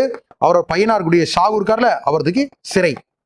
ஓகே, யார் வைக்கிறா? அவுரங்கசீப்துக்கு சிறையில வச்சிட்டார். இது ரொம்ப முக்கியமான பாயிண்ட். ரெண்டாவது, இப்போ மூத்த பையன் இறந்துட்டா அவரோட பையன் ஆட்சிக்கு வரணும். ஆனா அந்த பையன் ஜெயில இருக்கான். அப்ப யார் வருவா? அப்ப தமிழ்நாடு கூடிய இந்த ராஜாராம் இருக்கார்ல, தம்பி வாங்க கிளம்பி வாங்க அப்படின்னு சொல்லிட்டு ஒரு போன் தகவல் கொடுக்குறாங்க. இப்ப ராஜாராம் கிளம்பி வரார். இப்ப ராஜாராம் அப்படின்னு கிளம்பி வரும்பொழுது ரொம்ப முக்கியமா ராஜாராம் அவர்களுக்கு 2 மனைவிகள். ஓகேவா, இந்த ராஜாராம் கொஞ்ச நாள் தான் ஆட்சி பண்ணுவார். He died in 1700 1200 வருஷமே இவர் மரணம் அடைஞ்சிருவார். ஓகே, மரணம் அடைஞ்சிருவார். 3ஆவது அவர் தான் ஆட்சிக்கு வரார். கொஞ்ச நாள்ல இறந்துருவார். ஆக்சுவலா இப்ப இவருக்கு 2 மனைவிகள். ஒருத்தங்க பேர் தாராபாய், ரொம்ப முக்கியமான ஒரு பெண்மணி, ரொம்ப வீரமான ஒரு பெண்மணி தாராபாய். ஓகேவா, இன்னொரு மனைவியின் பேர் ராமாபாய். ஸோ தாராபாய் ராமாபாய் அப்படின்னு சொல்லிட்டு 2 மனைவிகள். இதுல ரொம்ப முக்கியமா இந்த தாராபாய் இருக்காங்களா, இவங்க தான் மூத்த மனைவி. இவங்களுக்கும் ராஜாராம் அவர்களுக்கும் ஒரு மகன் பிறந்திருக்கான். அவன் பேரு சிவாஜி 2, 2ஆம் சிவாஜி. சிவாஜி 2, 2ஆம் சிவாஜி. அது மாதிரியே இந்த ராஜாராம் அவர்களுக்கும் ராமாபாய் அவர்களுக்கும் ஒரு மகன் இருக்கான். அவன் பேரு 2ஆம் சாம்பாஜி. சாம்பாஜி 2, 2ஆம் சாம்பாஜி. 2ஆம் சாம்பாஜி. ஓகேவா, இப்போ நல்ல கன்சூல இந்த கான்செப்ட் எடுத்துக்கோங்களா. சிவாஜி இறந்துட்டார், மூத்த மகன் இறந்துட்டார், மூத்த மகனோட பையன் ஜெயில இருக்கார். ஓகேவா, அப்புறம் வந்து இந்த 2ஆவது பையன் ராஜாராம் வந்தார், அவரும் இப்ப இறந்துட்டார். அப்ப அவருக்கு அடுத்து அரசனாக்கூடிய தகுதி யாருக்கு இருக்கு? ஒரே வாரிசு யார் தான் இருக்கா? அவரோட மூத்த மகனா இருக்கக்கூடிய 2ஆம் சிவாஜி ஆட்சியில் இருக்கார். அப்போ தாராபாயின் மூத்த மகனாகிய 2ஆம் சிவாஜி அப்படின்றவர் நமக்கு 5ஆவதா 4ஆவது ஆட்சிக்கு வரார். ஓகேவா, 4th நமக்கு ஆட்சிக்கு வரார். இது கான்செப்ட். சரி, இப்போ இந்த தாராபாய் ஒரு வீரமான ஒரு பெண்மணி. ஓகேவா, அந்த அம்மாவை தனியா என்ன பண்ணுது? படையெடுத்து சண்டை போடுது. ஆக்சுவலா ஈவன் நமக்கு வந்து இந்த ஹைதராபாத்லாம் இருக்குல்ல, ஹைதராபாத்ல முகலாயர்கள் ஆட்சி செய்வாங்க. ஓகே, இந்த அம்மா ஒரு படையை கூட்டு போயிட்டு அடிச்சு நொறுக்குது. ஒரு வீரமான ஒரு பெண்மணி. இப்போ அவுரங்கசீப் அப்படின்னு பார்க்கும் பொழுது இந்த கான்செப்ட் நடந்திருக்கும். அவுரங்கசீப் 1707 he was died, மரணம் அடைஞ்சிட்டார். ஓகேவா, இப்போ அவுரங்கசீப் இறந்த உடனே யார் ஆட்சிக்கு வரா? பகதூர் ஷா 1, முதலாம் பகதூர் ஷா அப்படின்னு ஒரு ஆட்சிக்கு வரா. நம்ம படிச்சோம், முதலாம் பகதூர் ஷா ஆட்சிக்கு வந்தார். இப்போ முதலாம் பகதூர் ஷா அப்படின்னு ஒரு ஆட்சியில இருக்கும் பொழுதுதான் இந்த தாராபாய் அப்படின்னு என்ன பண்ணுது? அடிச்சு நொறுக்குது. பயப்பட ஆரம்பிச்சிட்டான். ஓகே, இந்த முதலாம் பகதூர் ஷா அப்படின்னு சொல்லக்கூடிய பயப்படுறான். அப்ப என்ன பண்றா? ஓகேவா, லைசா எண்ணெயில வந்து எரியிற நெருப்புல எண்ணெயை ஊத்துவா அப்படின்ற மாதிரி ஊத்துறான். அதாவது இப்போ நேரா போறான். ஜெயில யார் இருக்கா? ஜெயில சாகு இருக்கானா? இந்த சாகு அப்படின்றவன் போயிட்டு, மாப்பிள்ள நான் தான் முதலாம் பகதூர் ஷா, நான் தான் அவுரங்கசீப்போட அப்பா. ஓகே, நான் என்ன பண்றேன்? உனக்கு நான் சப்போர்ட் பண்றேன். ஓகே, அதாவது மராத்திய ராஜ்யம், அதாவது மராத்திய அரசாங்கம் அப்படின்றது உனக்கு சொந்தமானது. ஆனா அங்க வேற ஒருத்த உட்காந்துருக்கான், அதை நீ பிடிக்கணும், உனக்கு நான் சப்போர்ட் பண்றேன். நீ என்ன பண்ணு? ஓகே, உங்க சித்தி இருக்குல்ல தாராபாய், அதற்கு எதிராக நீ சண்டை போடு. தாராபாய்க்கும் சிவாஜி 2ன்ற உன் தம்பிக்கு எதிராக சண்டை போடு, நான் உனக்கு சப்போர்ட் பண்ணேன்னு சொல்லிட்டு அவனை ரிலீஸ் பண்ணி அவனுக்கு சப்போர்ட் அப்படின்றது கொடுக்குறான். இதுல ரொம்ப முக்கியமா இந்த ஷாகு அவர்களுக்கு நமக்கு ஒரு பேஷ்வா சப்போர்ட் பண்ணியிருப்பார். பேஷ்வா சப்போர்ட் பண்ணியிருப்பார். பேஷ்வா அப்படின்னா என்ன சார் அப்படின்னா, பேஷ்வா அப்படின்னா பிரைம் மினிஸ்டர் அப்படின்னு அர்த்தம். அதாவது மராத்தாஸ் ஒரு பிரைம் மினிஸ்டர் அப்படின்னு அர்த்தம் பேஷ்வானா. ஓகே, அவரோட பேரு பாலாஜி விஸ்வநாத். பாலாஜி விஸ்வநாத். பாலாஜி விஸ்வநாத் அப்படின்னு அவருடைய பெயர். ஸோ நமக்கு ரொம்ப முக்கியமா அந்த ஷாகு அப்படின்றவர், இந்த ஷாகு அப்படின்றவருக்கு முதலாம் பகதூர் ஷான்ற முகலாய பேரரசன், அதுவும் இல்லாமல் பாலாஜி விஸ்வநாத் என்ற பேஷ்வா 2 பேரும் சப்போர்ட் பண்றாங்களா. ஸோ ஷாகு அப்படின்றவர் அங்கே ஜெயிக்கிறார். அப்போ ஷாகு அப்படின்னா நமக்கு எத்தனாவது ஆட்சிக்கு வரார்? 5th ரூலரா, 5வது ஆட்சியாளரா. அதாவது ரொம்ப முக்கியமா நல்லா கவனிச்சுக்கோங்க. முதல்ல சிவாஜி, அப்புறம் சாம்பாஜி, அப்புறம் அவருக்கு அடுத்து ராஜாராம், அப்புறம் அவருக்கு அடுத்து 2ஆம் சிவாஜி, அவரை தோற்கடிச்சு ஷாகு அப்படின்றவர் 5வது ஆட்சிக்கு வராரா. இந்த ஷாகு அப்படின்றவர் ஒரு பையனை தத்தெடுத்து வளர்க்கிறார். ஓகேவா? அது மட்டும் இல்லாம இந்த ஷாகு என்ன பண்ணாரு, ஆட்சியில இருக்கும் பொழுது ஒரு விஷயத்தை அறிவிக்கிறார். அதாவது எனக்கு வந்து இந்த ஆட்சி பண்ணி ரொம்ப ரொம்ப டயர்ட் ஆயிடுச்சு, அதனால என்ன பண்றேன்னா இந்த பாலாஜி விஸ்வநாத் இருக்கார்ல, இந்த பாலாஜி விஸ்வநாத் கிட்ட நான் என்ன பண்றேன், அட்மினிஸ்ட்ரேஷனை ஒப்படைக்கிறேன் அப்படின்னு சொல்லி சொல்றாரு. அட்மினிஸ்ட்ரேஷனை பாலாஜி கிட்ட, நிர்வாகத்தை மட்டும் வைக்கிறேன். அதாவது அரச பதவி இல்லை, நிர்வாகத்தை மட்டும் பாலாஜி விஸ்வநாத் கிட்ட கொடுக்குறேன். அதுல இருந்து என்ன ஆகுது அப்படின்னு பாத்தீங்கன்னா பேஷ்வா ரூல் அப்படின்னு நமக்கு ஸ்டார்ட் ஆகுது. பேஷ்வாக்களின் ஆட்சி அப்படின்னு நமக்கு ஸ்டார்ட் ஆகுது. ஓகேவா? பேஷ்வாக்களின் ஆட்சி அப்படின்றது வந்து பாத்தீங்கன்னா நமக்கு 1717 1713 இருந்து 1818 வரைக்கும் 1818 வரைக்கும் பேஷ்வாக்களின் ஆட்சி. பேஷ்வாக்களின் ஆட்சினா பேஷ்வாக்கள் அரசர்களா இருந்தாங்களா, பேஷ்வானா பிரைம் மினிஸ்டர்ஸ் தான். நிர்வாகத்தை மட்டும் பார்த்துக்கூடியதை இந்த ஷாகு அப்படின்றவர் கொடுக்குறார். ஓகே, ஏன் நான் வந்து ஒரு ஊருக்கு போய் டயர்டா இருக்கு, நான் வந்து ரெஸ்ட் எடுக்க போறேன். எந்த ஊருக்கு? சதாரா அப்படின்னு ஒரு ஊருக்கு போறேன், நீங்க வந்து நிர்வாகத்தை மட்டும் பார்த்துக்கோங்க, வேற எதுவும் வேணா எனக்கு வந்து தகவல் கொடுங்க அப்படின்னு சொல்லிட்டு போறாரு. அப்போ ஷாகு அப்படின்றவர் சதாரான்ற ஊருக்கு போறதுக்கு முன்னாடி யார்கிட்ட நிர்வாகத்தை கொடுத்துட்டு போறாரு? பாலாஜி விஸ்வநாத். அவர் பேஷ்வாவா இருக்கார். ஆனால் பேஷ்வாக்களின் ஆட்சி அப்படின்றது 1713 இருந்து 1818 1818 வரைக்கும் நமக்கு ஆட்சி நிர்வாகம் அப்படின்னு நமக்கு இருந்திருக்கு. இது கான்செப்ட் ஞாபகம் வச்சு. நெக்ஸ்ட், இந்த ஷாகு அவர்கள் அடுத்தடுத்து அரசனை யார் வரா அப்படின்னா, ஷாகு அவர்கள் நமக்கு ராமராஜா அப்படின்ற ஒருத்தரை தத்தெடுத்து வளர்க்கிறார். ராமராஜா. ஓகேவா? ராமராஜா அப்படின்ற தத்தெடுத்து வளர்க்கிறார். ராமராஜா அப்படின்றவர் ஷாகுவோட வளர்ப்பு மகன் தான். ரொம்ப ரொம்ப முக்கியமானது, அடாப்டட் சன் தான் அந்த ராமராஜா. அப்போ ஷாகு இறந்ததுக்கு அப்புறம் ராமராஜா அப்படின்றவர் 6வது ஆட்சிக்கு வர்றார். அடுத்து ராமராஜாவுக்கு ஒரு மகன் இருக்கான், அவன் பேரு ஷாகு 2 2ஆம் ஷாகு. அப்ப 2ஆம் ஷாகு அப்படின்ற ஆட்சிக்கு வரார். ஓகே, எத்தனாவதா? 7வது ஆட்சிக்கு வரார். அடுத்து 2ஆம் ஷாகு அப்படின்ற இறந்ததுக்கு அப்புறம் பிரதாப் சிங் அப்படின்ற ஆட்சிக்கு வரார். இந்த பிரதாப் சிங் அப்படின்ற பிரிட்டிஷ்காரன் என்ன பண்ணிடுவான், கைது பண்ணி தூக்கி ஜெயில வச்சிருவான். ஜெயிலே பிரதாப் சிங் அப்படின்ற இறந்துருவார். ஓகேவா? அவர் 8வது ஆட்சிக்கு வந்திருக்கார். இப்போ இவர் ஜெயில இறந்துட்டாரா? ஜெயில இறந்ததுக்கு அப்புறம் இவருக்கு ஒரு சகோதரர், ஒரு பிரதர் ஒருத்தர் இருந்திருக்காரு. இப்போ வழக்கமா பையன் தான் பார்த்துருக்கோம். இவரோட பிரதர் பிரதாப் சிங்கோட சகோதரர். ஓகேவா? அந்த பிரதாப் சிங்கோட சகோதரரோட பேர் என்ன அப்படின்னா, அவரோட பேரு சாஜி 2 அப்படிதான் அவருடைய பெயர். 2ஆம் சாஜி. 2ஆம் சாஜி. ஓகேவா? ரொம்ப முக்கியமானது 2ஆம் சாஜி. இது ரொம்ப முக்கியமானது. ஸோ இந்த 2ஆம் சாஜி அப்படின்றவர் இறந்து போறார். இறந்து போகும்போது தனக்கடுத்த வெற்றியாளர் சக்சஸர் யாருன்னே சொல்லாமலே செத்து போயிட்டார். அதனால அந்த இடத்த எல்லாத்தையும் பிரிட்டிஷ்காரன் கைப்பற்றிட்டார். அப்போ இவருக்கு அடுத்து நமக்கு ஃபுல்லா பிரிட்டிஷ்காரன் கைப்பற்றிட்டா, அதனால இந்த அரசாங்கம் அப்படின்றது முடிவுக்கு வருது. இது கான்செப்ட். ஸோ இதுல ரொம்ப முக்கியமா சொல்லணும் அப்படின்னா, இந்த ஃப்ளோ சார்ட் அப்படின்றத புக்ல படிச்சிங்க அப்படின்னா கொலன்னு இருக்கும். நான் முடிஞ்ச அளவுக்கு உங்களுக்கு புரியாம நடத்திருக்கேன்னு நினைக்கிறேன். ஸோ ரொம்ப முக்கியமா சிவாஜி, அடுத்து சாம்பாஜி, அடுத்து ராஜாராம், அடுத்து அவரோட பையன் 2ஆம் சிவாஜி, அடுத்து ஷாகு ஆட்சிக்கு வந்திருக்கார். ஷாகுக்கு அடுத்து ரொம்ப முக்கியமா ராமராஜா ஆட்சிக்கு வந்திருக்கார். ராமராஜா வளர்ப்பு மகன் தான். ராமராஜாவுக்கு அடுத்து 2ஆம் ஷாகு, அடுத்து அவரோட மகன் பிரதாப் சிங், அப்புறம் அவர் இறந்து போனதுக்கு அப்புறம் அவரோட சகோதரர் கூடிய சாஜி 2 2ஆம் சாஜி. இதுதான் நமக்கு மராத்தாஸ்ல அரசர்களா இருந்தவங்க. இதுல ரொம்ப முக்கியமா பேஷ்வாக்களின் ஆட்சி அப்படின்னு ஏன் வருது அப்படின்னு பாத்தீங்கன்னா, சோ பேஷ்வாஸ் ரூல் அப்படின்னு ஏன் வருது அப்படின்னு சொல்லி பாத்தீங்கன்னா, இந்த ஷாகு இருக்கார்ல, யாரு? சிவாஜி இருக்காரா? சிவாஜியோட பையன் சாம்பாஜி இருக்காரா? சாம்பாஜியோட பையன் ஷாகு இருக்காரா? இந்த ஷாகு அப்படின்னவரு நான் சதாரான்ற ஊருக்கு ரெஸ்ட் எடுக்க போறேன். ஓகேவா? அதனால நிர்வாகம் அட்மினிஸ்ட்ரேஷன் யார்கிட்ட கொடுக்குறேன்? அட்மினிஸ்ட்ரேஷன் அப்படின்னவரை பாலாஜி விஸ்வநாத் கிட்ட நான் கொடுக்குறேன். பாலாஜி விஸ்வநாத் என்னவா இருக்காரு? பேஷ்வாவா இருக்கார். அப்போ பேஷ்வா ரூல் அப்படி ஸ்டார்ட் ஆகுது. அப்ப பேஷ்வாக்களின் ஆட்சி எந்த ஒரு ஸ்டார்ட் ஆச்சுன்னு குரூப் 4 கொஸ்டின் 1913 எப்ப இருக்கு? 1918 வரைக்கும் இருக்கு.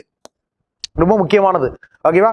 அது மட்டும் இல்லாம பேஷ்வாக்களை பத்தி பார்க்கணும் அப்படின்னா, பேஷ்வாக்கள் வந்து ஃபர்ஸ்ட் யார் வரா? பாலாஜி விஸ்வநாத் அப்படின்னு ஒரு முதல் பேஷ்வா வர்றார். ஒரு கொஸ்டின் கேட்பாங்க, கிரேட்டஸ்ட் பேஷ்வா யார் அப்படின்னு ஒரு கொஸ்டின் கேட்பாங்க. கிரேட்டஸ்ட் பேஷ்வா, ஓகே, அதாவது சிறந்த பேஷ்வா யார் அப்படின்னு ஒரு கொஸ்டின் கேட்பாங்க. இதான் கொஸ்டின் கேட்பாங்க, வேற எதுவும் கேட்க மாட்டாங்க. சிறந்த பேஷ்வா யார் அப்படின்னு ஒரு கொஸ்டின் கேட்பாங்க. சிறந்த பேஷ்வா அப்படின்னு சொல்லி பார்க்கும்போது இந்த பாலாஜி விஸ்வநாத் இருக்கார்ல, ஓகேவா, இவருக்கு ஒரு பையன் இருக்கார். அந்த பையனோட பேரு பாஜிராவ் 1. ஓகேவா? பாஜிராவ் 1. இந்த பாஜிராவ் 1 அப்படின்ற முதலாம் பாஜிராவ் அப்படின்ற பேஷ்வா இருக்கார்ல, இவர் தான் சிறந்த பேஷ்வா, அதாவது கிரேட்டஸ்ட் பேஷ்வா அப்படின்னு அழைக்கப்படுறாரு. அதாவது முதலாவது வரக்கூடிய பேஷ்வான பாலாஜி விஸ்வநாத்துக்கு அவரோட பையனாக இருக்கக்கூடிய முதலாம் பாஜிராவ் அப்படின்றது தான் சிறந்த பேஷ்வாவா நம்ம கருதப்படுறார். இது ரொம்ப ரொம்ப முக்கியமான விஷயம். ஏன்னா அவன் நிறைய சண்டை போட்டுப்பான், கிட்டத்தட்ட மராத்திய சிவாஜி மாதிரி. இவனுக்கு ஒரே எண்ணம் தான், ஓகேவா, அதாவது இந்த இந்தியா நிலப்பரம் முழுக்க மராத்திய கொடி பறக்கணும் அப்படிதான் அவருக்குரிய எண்ணம். முகலாயர்கள் எல்லா எதிரிகளையும் தோக்கடிச்சு நிறைய ஒரு பெரிய மாவீரனா இருந்திருப்பான். அதனால சிறந்த பேஷ்வா அப்படின்னு அழைக்கப்படுறார் இவர். இதுக்கு எல்லாம் பேசிக்கான முக்கியமான விஷயங்களா இருக்கக்கூடியது. இது போக நமக்கு எக்ஸ்ட்ராவா பார்க்கணும்னா சிவாஜியோட அட்மினிஸ்ட்ரேஷன், மராத்திய சிவாஜியோட அட்மினிஸ்ட்ரேஷன், நிர்வாகம், மற்ற எல்லாத்தையும் மோஸ்ட்லி நடத்திட்டோம். இதை தாண்டிலாம் குரூப் 4ல கேட்கறதுக்கு வாய்ப்பே கிடையாது வேற எதுவும். நிர்வாகம் அப்படி சொல்லி பார்க்கும்போது சிவாஜி அவர்கள் 8 பேர் கொண்ட ஒரு கவுன்சில் ஆஃப் மினிஸ்டர்ஸ், ஒரு அமைச்சரவை குழு அப்படின்றத உருவாக்குறார். அமைச்சரவை குழு அப்படின்றத உருவாக்குறார். அந்த குழுவின் பெயர் என்ன அப்படின்னா அஷ்டபிரதான் அப்படின்னு அழைக்கப்படுது. அஷ்டபிரதான், அஷ்டனா எத்தனை 8, பிரதான்னா அமைச்சர்கள். அப்போ 8 அமைச்சர்கள் தான் அஷ்டபிரதான். ஓகேவா, 8 பேர் கொண்ட அமைச்சர் குழு உருவாக்குறார். இந்த 8 பேர் கொண்ட அமைச்சர் குழு அஷ்டபிரதான்ல ஃபர்ஸ்ட் யார் இருக்கா அப்படின்னா ஃபர்ஸ்ட் இருக்கிறது பேஷ்வா தான். ஓகே, பேஷ்வானா என்ன, பிரைம் மினிஸ்டர். யாரோட பிரைம் மினிஸ்டர், மராத்தியர்களின் பிரதம மந்திரி பேஷ்வாக்கள். ரெண்டாவது வேற யாரு இருக்கா அப்படின்னு பார்க்கும்போது அமத்தியா அப்படின்னு ஒருத்தங்க இருக்கிறாங்க. அமத்தியான்ற ஒரு அமைச்சர். ஓகே, அமத்தியா அப்படின்னு இருக்காங்க. அமத்தியா அப்படின்னா யார் சார் அப்படின்னா ஃபினான்ஸ் மினிஸ்டர். ஓகே, நமக்கு நிதி அமைச்சர் சொல்றாங்களா, அந்த மாதிரி நிதி அமைச்சர் அப்படின்னு சொல்லக்கூடிய ஃபினான்ஸ் மினிஸ்டர். அது மாதிரி மூணாவது நியாயதீஷ் அப்படின்னு ஒருத்தங்க இருக்கிறாங்க. நியாயதீஷ் அப்படின்னு சொல்லி சொல்றாங்க. நியாயதேஷ். ஓகே, நியாயதேஷ் அப்படின்னு யார் சார் அப்படின்னா, அப்போ நியாயம் யாரு கொடுப்பா, ஜட்ஜு தான் நியாயம் கொடுக்கணும். அப்போ நியாயதேஷ் அப்படின்னு சீஃப் ஜஸ்டிஸ், அதாவது தலைமை நீதிபதி. ஓகே, நியாயதேஷ் அவர்கள். அது மாதிரி அடுத்தது சச்சீவ் அப்படின்னு ஒருத்தர் இருக்கார். சச்சின் கிடையாது, சச்சீவ் அப்படின்னா ஹோம் செக்ரட்டரி, உள்துறை செயலாளர் சொல்லுவாங்களா, உள்துறை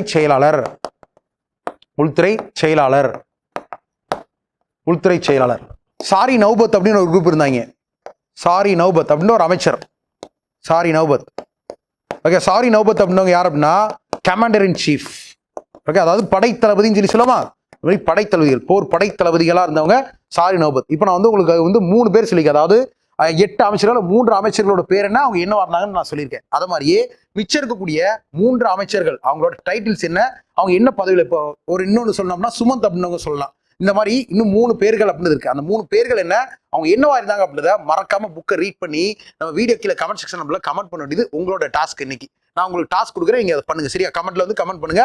ஏன்னா இப்போ 5 தான் தெரிஞ்சிருக்கீங்க, 3 தெரிஞ்சுக்கலாம், நீங்க வாசிக்கணும். கண்டிப்பா வாசி ஆன்சர் போடுங்க கமெண்ட் செக்ஷன்ல. சரியா, ஓகே. இது போக சொல்லணும் அப்படின்னா சிவாஜி அவர்களோட டாக்ஸஸ், சிவாஜியின் வரி முறைகள் அப்படின்றது. ஓகேயா, வரிகள்னு பார்க்கும்போது ஆல்ரெடி நம்ம சவுத் அப்படின்னு ஒரு வரியை பார்த்தோம். சவுத்ன்ற டாக்ஸை சிவாஜி அவர்கள் விதிச்சாங்க. எது மேல, சூரத் மேல விதிச்சாங்க அப்படின்னு சொல்லி பார்த்தோம். ஓகே, சவுத்ன்ற வரினா என்ன சார் அப்படின்னா, ஃபார் எக்ஸாம்பிள் இப்போ நீங்க 100 ரூபா சம்பாதிக்கணும்னு வச்சுக்கோங்களேன், டிவைட் பை 4 பட்டா அடிச்சோன்னா 25 ரூபாய் டாக்ஸா பே பண்ணிடணும். அப்போ 1/4 ஆஃப் தி ரெவன்யூ. ஓகே, அதாவது நான் சம்பாதிக்கக்கூடியதுல 4இல் ஓகேவா 1 பங்கு அப்படின்றது யாருக்கு வரியா செலுத்திடணும், அரசருக்கு வரியா செலுத்திடணும். அப்ப 4இல் 1 பங்கு வரியா செலுத்திட்டா, அதாவது 1/4 ஆஃப் தி ரெவன்யூ நான் டாக்ஸா பே பண்ணிட்டா, அந்த டாக்ஸ் பேரு சவுத். இந்த டாக்ஸ் எந்த ஊர் மேல விச்சாரு, சூரத் மேல சிவாஜி விதித்தார். எந்த வருஷம் விதித்தார், ஓகேவா, எந்த இயர் விதித்தார் அப்படின்றத கீழே கமெண்ட் செக்ஷன்ல கமெண்ட் அப்படிது போடுங்க. நெக்ஸ்ட் இது போக சர்தேஷ் முகி அப்படின்னு அடுத்த ஒரு டாக்ஸ் போடுறார். சர்தேஷ் முகி.